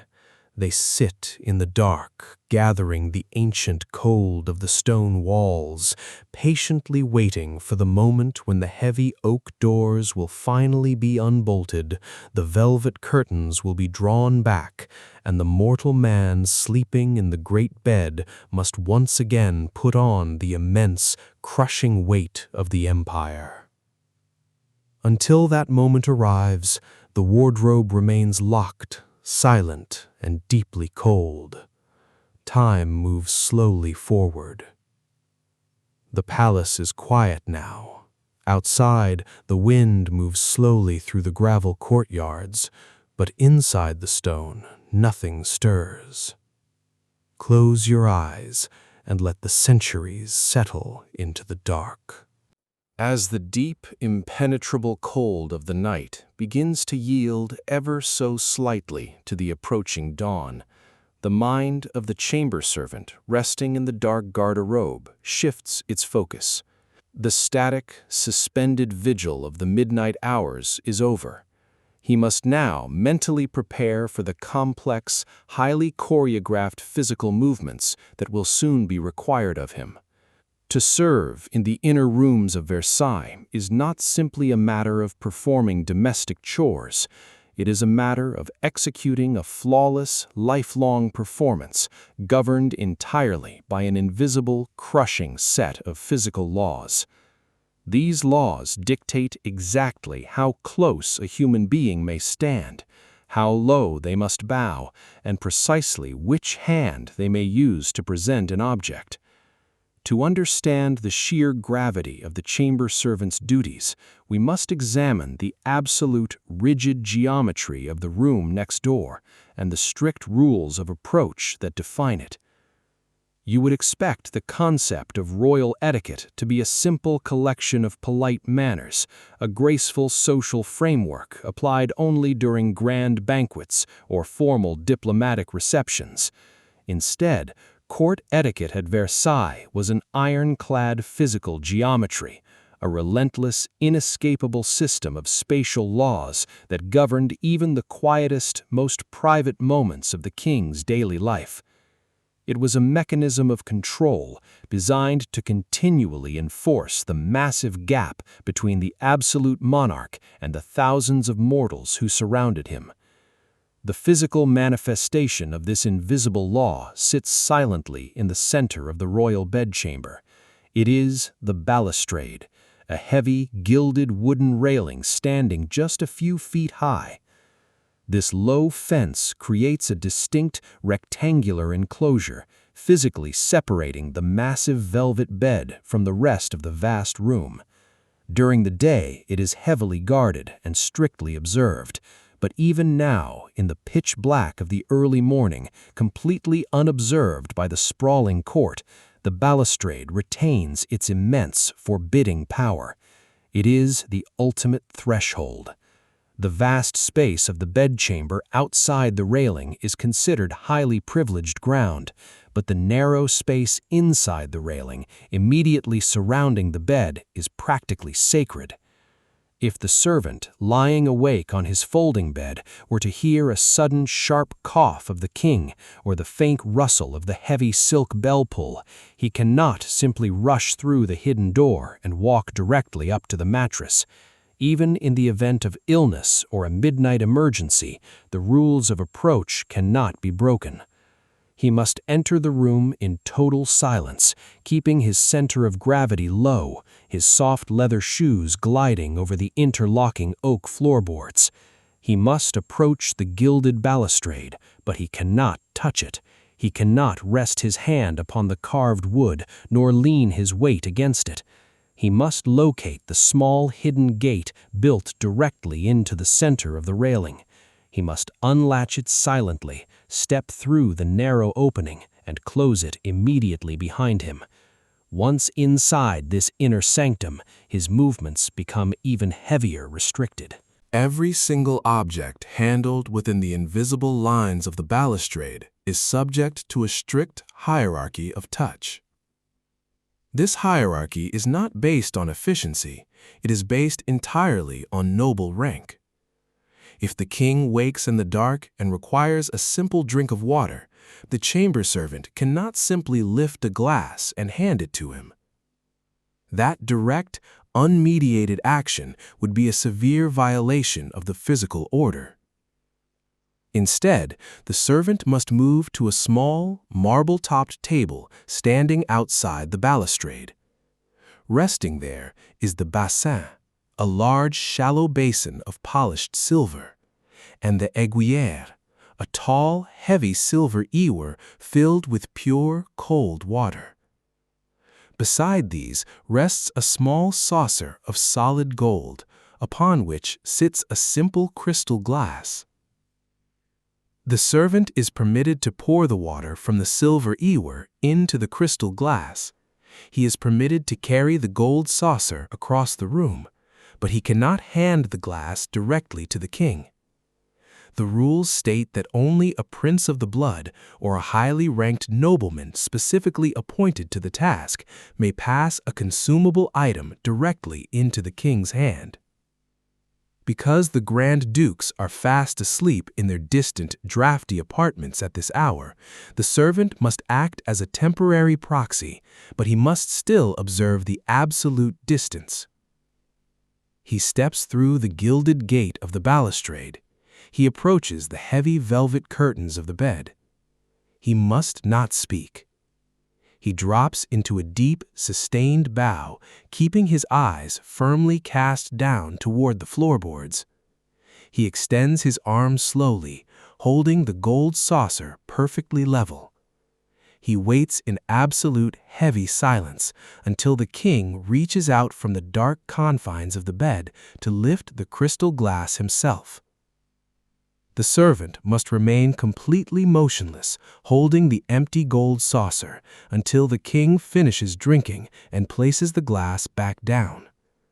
Only then can the servant retreat, stepping backward.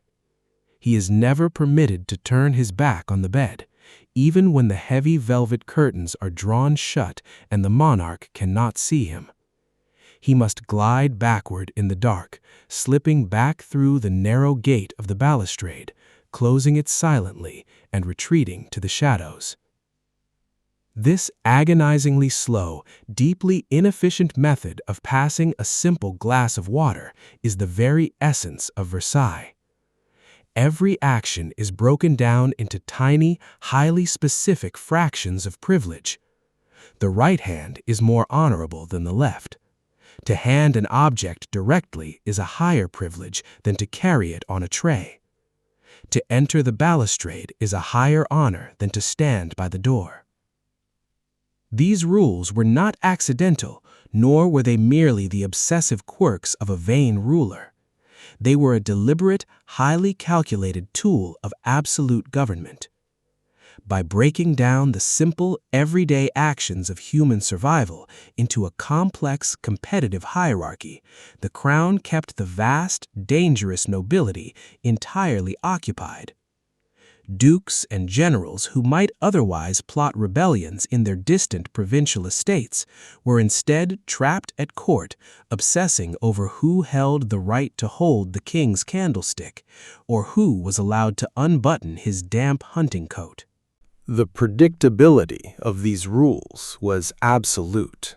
The court operated as a massive, intricate piece of clockwork where every single human gear turned at precisely the correct moment, day after day, decade after decade. The schedule was so unyielding and the physical rules of approach so perfectly maintained that the famous chronicler of the court, the Duke of St. Simon, wrote that one could tell the king's exact activity from 300 leagues away using only a calendar and watch. Lying in the narrow, airless garderobe, the servant is deeply embedded in the very center of this clockwork. He does not hold a grand title, and his name will not be recorded in the vast gilded histories of the empire. Yet he holds the practical, physical knowledge of the machine. He knows exactly how many steps it takes to cross from the hidden door to the balustrade. He knows the exact heavy weight of the silver ewer and the precise angle at which the gold saucer must be held to avoid catching the faint light of the mortier. As the dark hours drag on, his mind runs through the vast, complex inventory of gestures required for the impending morning. Soon the heavy oak doors will be unlocked. The quiet, isolated sanctuary of the night will be shattered by the arrival of the wardrobe officers, the apothecaries, and the early rising nobles desperate for a momentary glance. When that chaotic tide of humanity rushes into the room, the servant must vanish in plain sight. He must become a perfectly neutral, highly efficient instrument of the state. He will stand just outside the gilded balustrade, his hands clasped behind his back, his face a completely blank mask. He will watch as the high-ranking lords stumble over each other to perform the very tasks he has prepared in the dark. He will see a duke aggressively step forward to claim the right to hand the king his morning shirt, a shirt that the servant himself carefully laid out over the wooden armchair just hours before. He accepts this complete erasure of his own labor. It is the fundamental condition of his existence. He does not own his actions. They are entirely dictated by the rules of approach. His physical body is merely a vessel for the endless, repetitive maintenance of the royal presence. The air in the tiny, windowless room grows colder still, signaling the absolute depth of the night just before the turn of the morning. The ancient wooden floorboards settle, releasing a tiny, muffled sigh that barely penetrates the thick plaster walls. The servant shifts his weight on the firm horsehair mattress, feeling the rough scratch of the woolen blanket against his neck. He closes his eyes, not to sleep, but to visualize the precise geometry of the room next door, tracing the invisible ironclad lines of the balustrade in his mind over and over again until the pattern is flawless. The palace is quiet now. Outside, the wind moves slowly through the massive stone basins of the dormant fountains, but inside the stone, nothing stirs. Close your eyes and let the centuries settle into the dark. Long before the great astronomical clock in the outer apartments begins its mechanical preparation to strike the morning hour, the absolute lowest, most punishing depth of the night arrives. It is that vast, heavy stretch of time just before the dawn when the ancient stone of the chateau reaches its maximum cold. The residual warmth of the previous day has been entirely erased. Inside the narrow, airless garde-robe, the temperature has dropped so significantly that the chamber servant's breath forms a faint, invisible mist above his face in the pitch black.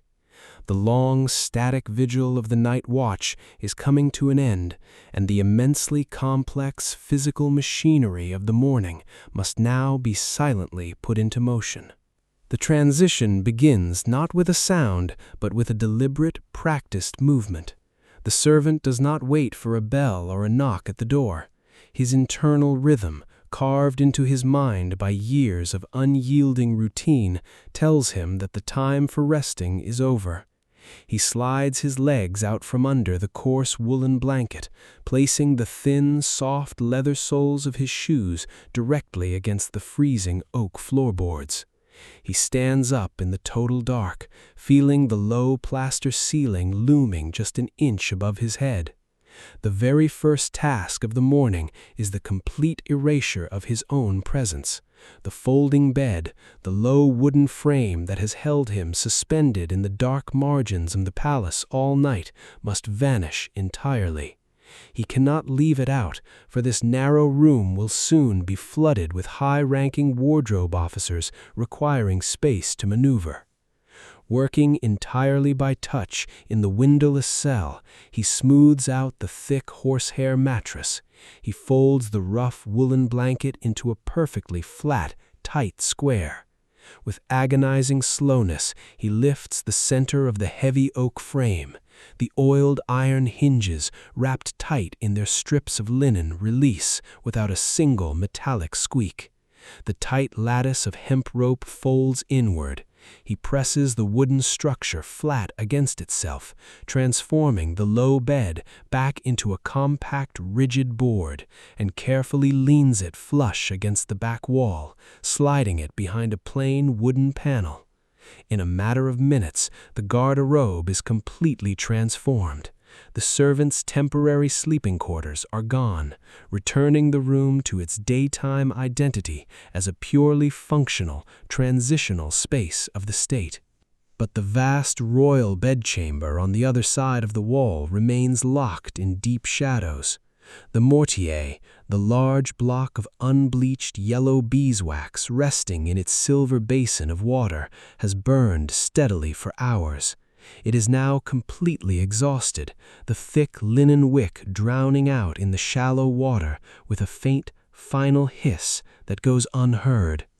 The entire suite of inner rooms is now plunged into absolute, unbroken darkness. To begin the actual physical work of the morning, the servant requires light. He cannot simply reach for a switch or command a flame into existence. He must manufacture it by hand, utilizing a heavy critical tool kept securely on a small shelf near the hidden door, the briquet or the tinderbox. The tinderbox is a small, heavy, rectangular casket forged of dark, unpolished iron. Inside this cold metal box are the three essential elements of fire. The first is a jagged, irregularly shaped piece of pure flint rock, hard and sharp-edged.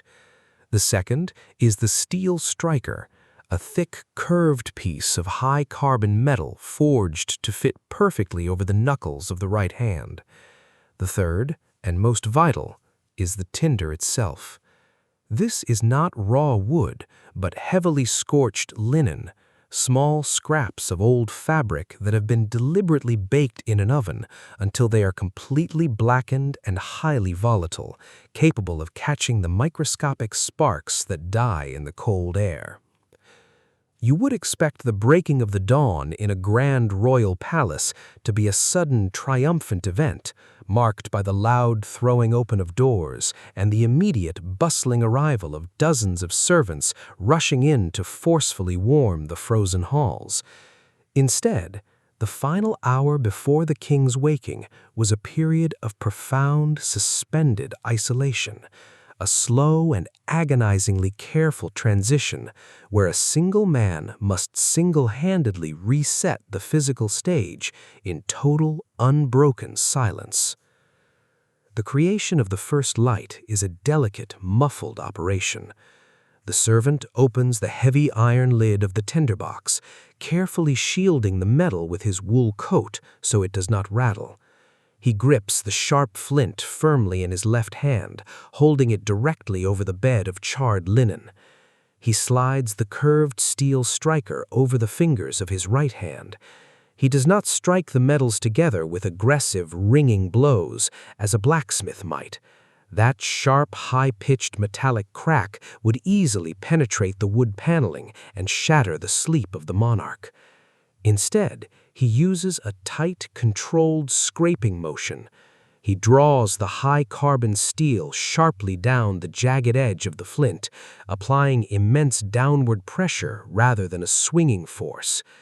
A tiny, brilliant shower of microscopic orange-hot steel shavings sheds from the striker, raining down into the dark iron box. Most of the sparks instantly die in the cold air, turning to invisible gray dust. But eventually, one single microscopic point of intense heat lands directly on the scorched linen. It does not burst into flame, it merely glows. A tiny, dull red eye opens in the black fabric. The servant immediately lowers his face toward the iron box. He breathes in, smelling the sharp, highly distinct odor of sulfur, cold iron, and burnt cloth. He purses his lips and blows a gentle, steady, perfectly controlled stream of air over the glowing red ember. The dull red spot expands, creeping across the scorched linen, growing brighter and hotter until a tiny, fragile wisp of white smoke curls up into the dark. Working quickly, he presses the tip of a thin, sulfur-tipped wooden match against the glowing linen. The sulfur catches with a faint, dry crackle, instantly producing a tiny, pale blue flame. He transfers this fragile fire to a single plain tallow candle resting in a flat brass holder. The wick catches, and a small wavering sphere of dull yellow light pushes back the overwhelming darkness of the narrow room. The servant snaps the heavy iron lid of the tinderbox shut, cutting off the oxygen to the scorched linen and preserving the remaining material for the next night. Holding the flat brass candlestick low, he moves toward the hidden paneled door that connects his cramped cell to the royal bedchamber. He presses the smooth iron latch, opening the door just wide enough to slip his body through. He crosses the threshold, stepping out of the tiny, low-ceilinged box and into the massive, echoing void of the king's room. The air in the grand bedchamber is entirely stagnant, sitting heavy and freezing cold. The scent of the extinguished mortier hangs thick in the room, a sweet, dusty smell that perfectly encapsulates the death of the long night.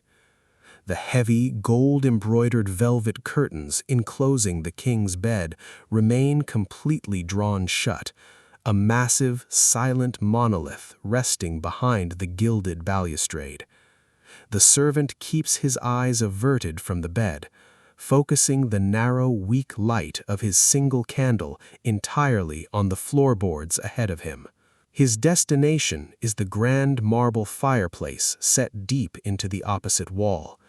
It is a towering, magnificent structure of carved, colored stone, tall enough for a grown man to stand completely upright inside the hearth. During the day, it houses a roaring, massive blaze that consumes entire logs of aged oak, throwing immense heat into the room. But now it is nothing but a cold, vast cavern filled with a deep mountain of fine, powdery gray ash and the blackened, brittle remains of the previous evening's fire.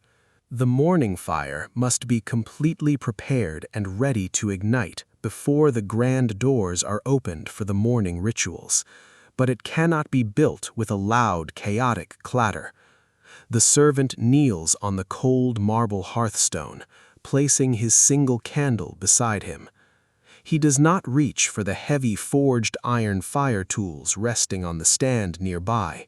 The heavy iron shovel and the massive iron tongs would inevitably scrape and ring against the stone floor, producing a harsh, echoing clamor.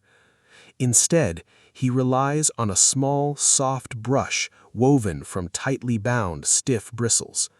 Moving with agonizing care, he gently sweeps the heavy surface layer of gray ash away, exposing the deep, buried embers from the night before.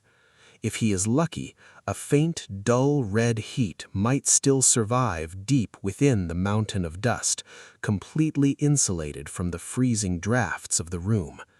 He sweeps the ash silently, forming a small, flat bed of warm dust in the very center of the massive stone hearth. Reaching into a large, heavy woven basket kept beside the fireplace, he retrieves the kindling. This is not rough, freshly chopped wood.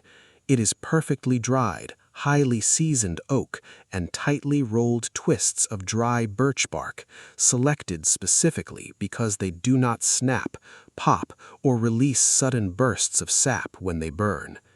Working entirely by hand, relying on the faint flickering light of his single candle, he begins to construct a precise geometric architecture of wood over the warm ashes. He lays the thin strips of birch bark first, creating a highly flammable base. Over this, he balances small, thin fingers of dry oak, building a delicate, hollow pyramid designed to draw the air rapidly upward into the dark chimney. Finally, he carefully lifts 3 larger, heavier logs, placing them softly over the kindling. He tests the weight of each log with his bare hands, ensuring it is perfectly balanced against the iron andirons so it will not suddenly shift or collapse when the flames eventually take hold. He places the wood softly, deliberately, suppressing even the slightest heavy thud against the iron. He does not light the fire. The formal privilege of bringing the flame to the great hearth belongs to a specific, higher-ranking officer who will arrive later in the morning sequence. The servant's duty is merely the silent, perfect preparation. The cold, unlit pyramid of wood waits in the dark, a dormant engine ready to combat the freezing temperature of the vast room. The final task of the silent watch requires him to move to the towering, arched windows that line the outer wall of the bedchamber. The heavy, solid oak interior shutters have remained tightly bolted all night, completely sealing the room from the outside world. He approaches the tall wood, sliding his fingers over the thick, cold iron latches. He grips the heavy metal bolt, applying steady upward pressure to prevent it from clanking loudly against its housing. He slides the iron slowly to the left. It clears the thick metal catch. He grips the edge of the heavy oak shutter and gently pulls it backward, folding it silently against the deep window reveal. Through the thick, wavy panes of ancient crown glass, the absolute blackness of the night has finally broken. The sky over the sprawling, vast gardens of Versailles is no longer pitch dark. It has shifted to a deep, bruised, freezing blue. The massive geometric water basins and the endlessly long, straight gravel paths are faintly visible, covered in a heavy, brilliant layer of white frost that seems to faintly reflect the cold, ambient light of the approaching dawn. The world outside the glass is completely frozen, motionless, and totally silent. The chamber servant stands by the tall window for a single fleeting moment, feeling the intense, radiating cold rolling off the glass against his face. The long, solitary endurance of the dark is over. The heavy, suffocating isolation of the night watch is dissolving into the pale blue light. He steps away from the window, extinguishes his single tallow candle, and retreats to his final position. He stands quietly in the deep shadows just outside the gilded balustrade, his hands clasped behind his back, staring at the heavy velvet curtains of the bed. The great palace is on the absolute precipice of waking. The vast rooms are quiet now. Outside, the wind moves slowly through the frozen, frost-covered gravel courtyards, but inside the stone, nothing stirs. Close your eyes and let the centuries settle into the dark. In the deeply ordered, highly calculated universe of the French court, time was not treated as a natural, fluid phenomenon dictated by the slow rising of the sun or the shifting of the shadows. It was a strict, mechanical instrument of the state. As the freezing, pale blue light of the morning slowly strengthens against the tall, ancient window panes of the royal bedchamber, the soft, formless, suspended silence of the night watch is finally replaced by the sharp, unrelenting precision of the coming day. The new object that defines this critical transition rests quietly in the deep shadows on a small marble-topped table near the great bed. It is the king's personal timepiece, a heavy, deeply intricate pocket watch encased in solid gold and thick, protective rock crystal. Throughout the long, agonizingly slow hours of the dark, this compact mechanism of brass gears and tightly coiled steel springs has been quietly ticking away, measuring the passage of the night with relentless, microscopic exactitude. The chamber servant waiting in the stillness does not need to look at the golden hands to know what they indicate. He can feel the immense, sprawling palace beginning to shift in its foundations. The hour is approaching. The solitary, unbroken isolation of the chamber servant, who has spent the entire night confined to his low folding bed and navigating the freezing, darkened enfilades, comes to a highly orchestrated end. Beyond the heavy oak doors that separate the private bedchamber from the vast sequence of state apartments, a subtle, highly controlled shift in energy occurs. The massive chateau is waking up, not gently, but with the focused, frantic anticipation of an army preparing for a grand maneuver. The thick iron locks of the outer perimeter are silently disengaged by the early arriving palace guards. The soft, sweeping sounds of the subordinate chamber boys can be heard moving through the distant rooms, laying down fresh, dry kindling for the daytime fires, and sweeping the intricate parquet floors with fine, damp sand to catch the dust of the previous day. Yet none of these lower-ranking individuals are permitted to cross the final, most sacred threshold into the king's actual sleeping quarters. That right belongs exclusively to a specific, highly elevated figure who now approaches the heavy, double-leaved oak doors. This man is the first valet de chambre. He does not carry the heavy iron master keys, and he does not sleep on a narrow, firm horsehair mattress in a cramped, airless garderobe. he arrives completely fresh, dressed immaculately in fine wool and clean linen, carrying the supreme, unquestioned authority of the morning. The night servant, standing entirely motionless in the deep shadows just outside the gilded balustrade, watches quietly as the brass latch of the heavy oak door is pressed down. The door swings open. The first valet de chambre enters the room. He does not knock, and he does not hesitate. He steps over the threshold with the absolute confidence of a man who controls the most vital gateway of the empire. He is followed silently by a highly select, incredibly intimate group of specific individuals: the king's chief physician, the chief surgeon, and the king's former wet nurse. This small vanguard of the morning moves softly across the interlocking oak floorboards, their leather shoes whispering in the cold air, forming a tight semicircle just outside the drawn velvet curtains of the bed. You would expect the waking of an absolute monarch to be a highly delicate, deeply peaceful transition, a slow and gentle coaxing from sleep that deeply respects the physical comfort and natural rhythms of the man in the bed. Instead, the royal awakening was an immediate, unyielding mechanism of duty, executed with abrupt military precision. The king was not allowed the luxury of sleeping late, nor the indulgence of a slow, private morning. His physical body did not entirely belong to him. It was the central functioning engine of the state, and the state required that engine to start at the exact same moment every single day, regardless of illness, deep exhaustion, or the severe lateness of the previous night's councils. The first valet de chambre steps deliberately through the narrow, swinging gate of the gilded balustrade. He moves directly to the center of the massive bed.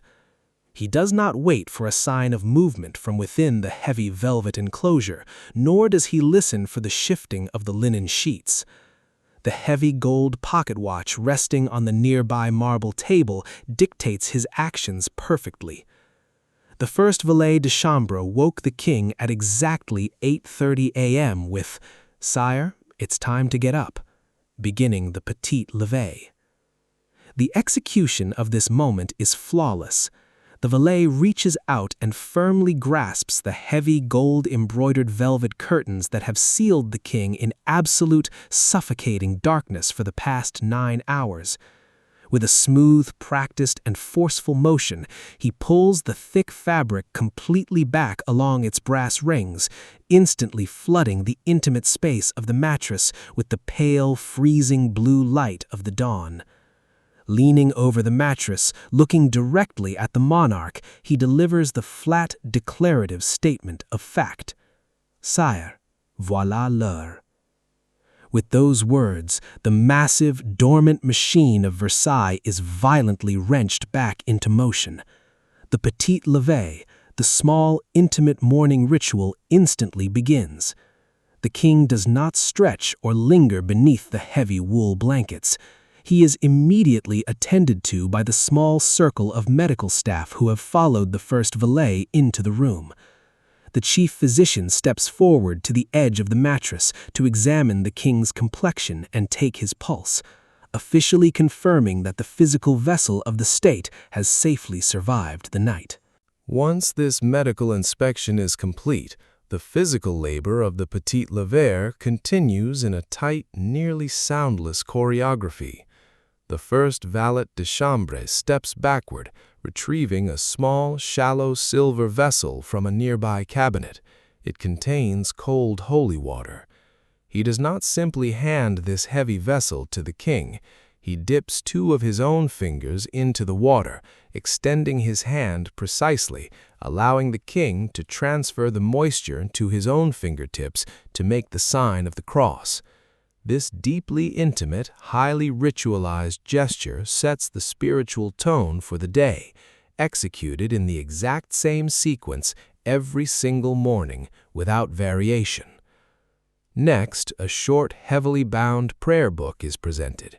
The king reads in absolute silence, his breath faintly visible in the freezing air of the vast bedchamber. The room remains suspended in this quiet, private devotion for a few highly regulated minutes. The night servant, still rooted to his spot in the deep shadows by the hearth, watches the pale dawn light slowly illuminate the intricate silver threading of the heavy velvet bed hangings. He notices the faint earthy scent of damp sand and fresh beeswax drifting in beneath the main doors, a clear signal that the vast outer antechambers have been completely prepared by the lesser sweeping boys. Only when the prayer book is finally closed and handed back to the first valet de chambre does the physical dressing truly begin. The king is gently eased out from beneath the heavy woolen blankets and the thick linen sheets. He is immediately offered a long, heavily embroidered dressing gown to temporarily ward off the severe chill of the ancient stone room.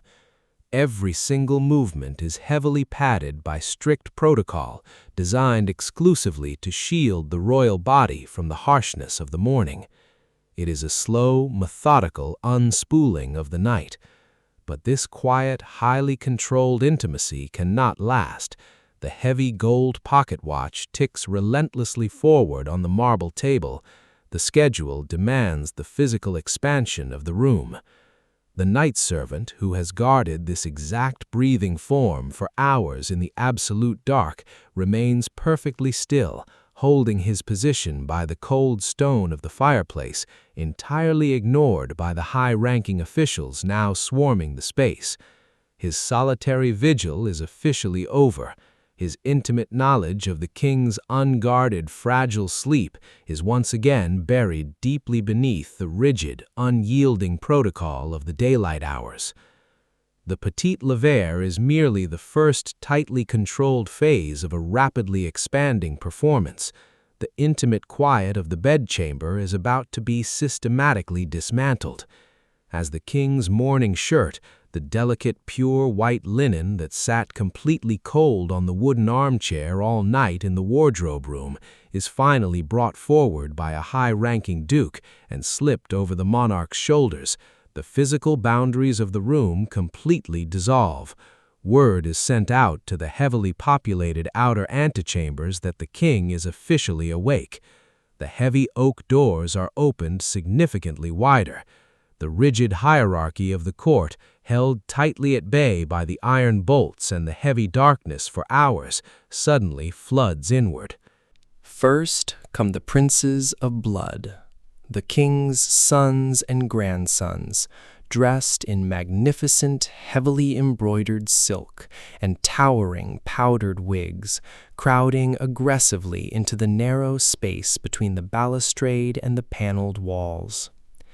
Then come the high officers of the bedchamber, the wealthy men who possess the ancient inherited right to hand the king his red-heeled shoes, his stiff silk breeches, and his diamond buckles. The room, which only hours ago felt like a vast, empty cavern of freezing stone and crushing silence, rapidly becomes suffocatingly dense. The temperature in the air physically rises as dozens of warm bodies pack tightly into the space. The grand lever could be attended by up to 100 male spectators. They stand shoulder to shoulder, a dense sea of vibrant colors, heavy metallic embroidery, and overpowering perfumes of musk and ambergris, all jockeying viciously for a single momentary glance of the monarch as he washes his hands in the silver basin. The noise in the room becomes a thick, overlapping hum. The dense, layered silence of the night watch, the faint scratching of mice in the plaster, the slow ticking of the clock, the microscopic shifting of the contracting oak floorboards, is completely obliterated by the sharp clacking of heels, the rustling of heavy silk coats, and the low, calculated murmur of 100 voices.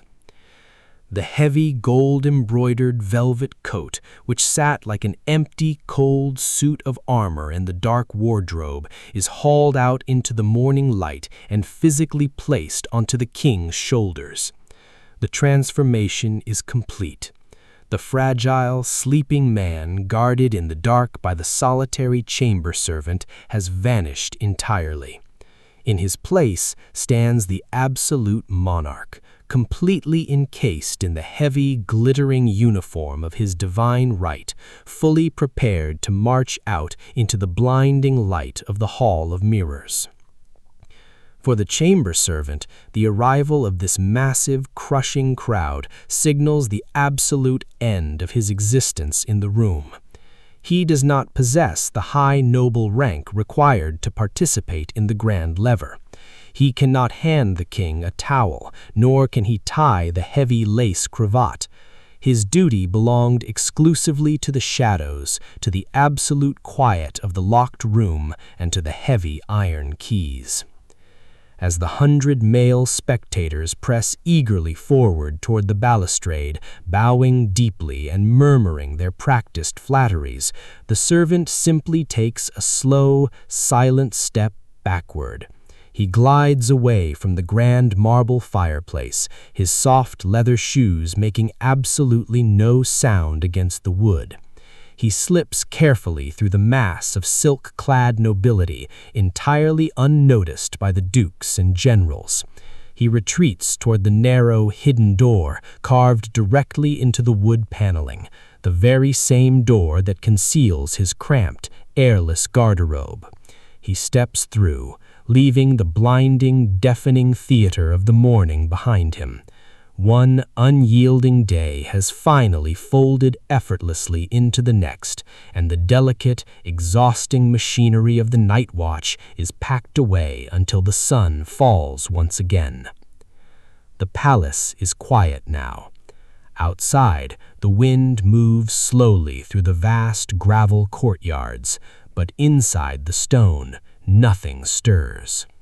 Close your eyes and let the centuries settle into the dark. The heavy oak doors of the royal bedchamber have opened, and the vast, chaotic machinery of the court has moved out into the blinding light of the long galleries.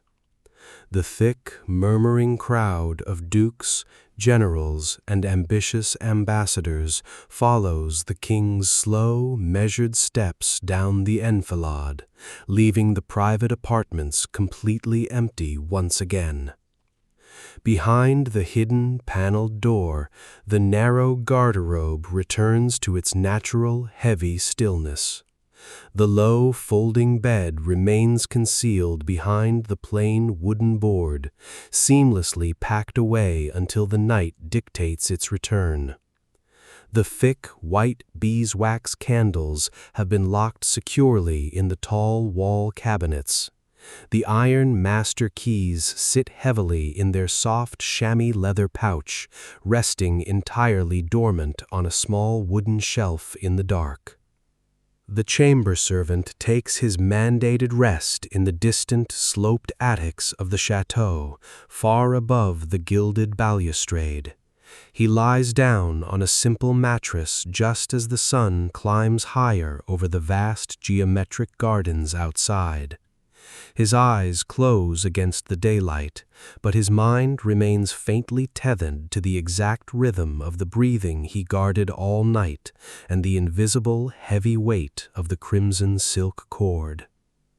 The morning sunlight slowly creeps across the empty, interlocking oak floorboards of the state apartments, illuminating microscopic specks of ash and dust dancing slowly in the cold air. The massive bronze chandeliers hang perfectly motionless from the vaulted ceilings. Deep within the hidden, windowless walls of the private rooms, the small silver bell sits entirely silent in the dark.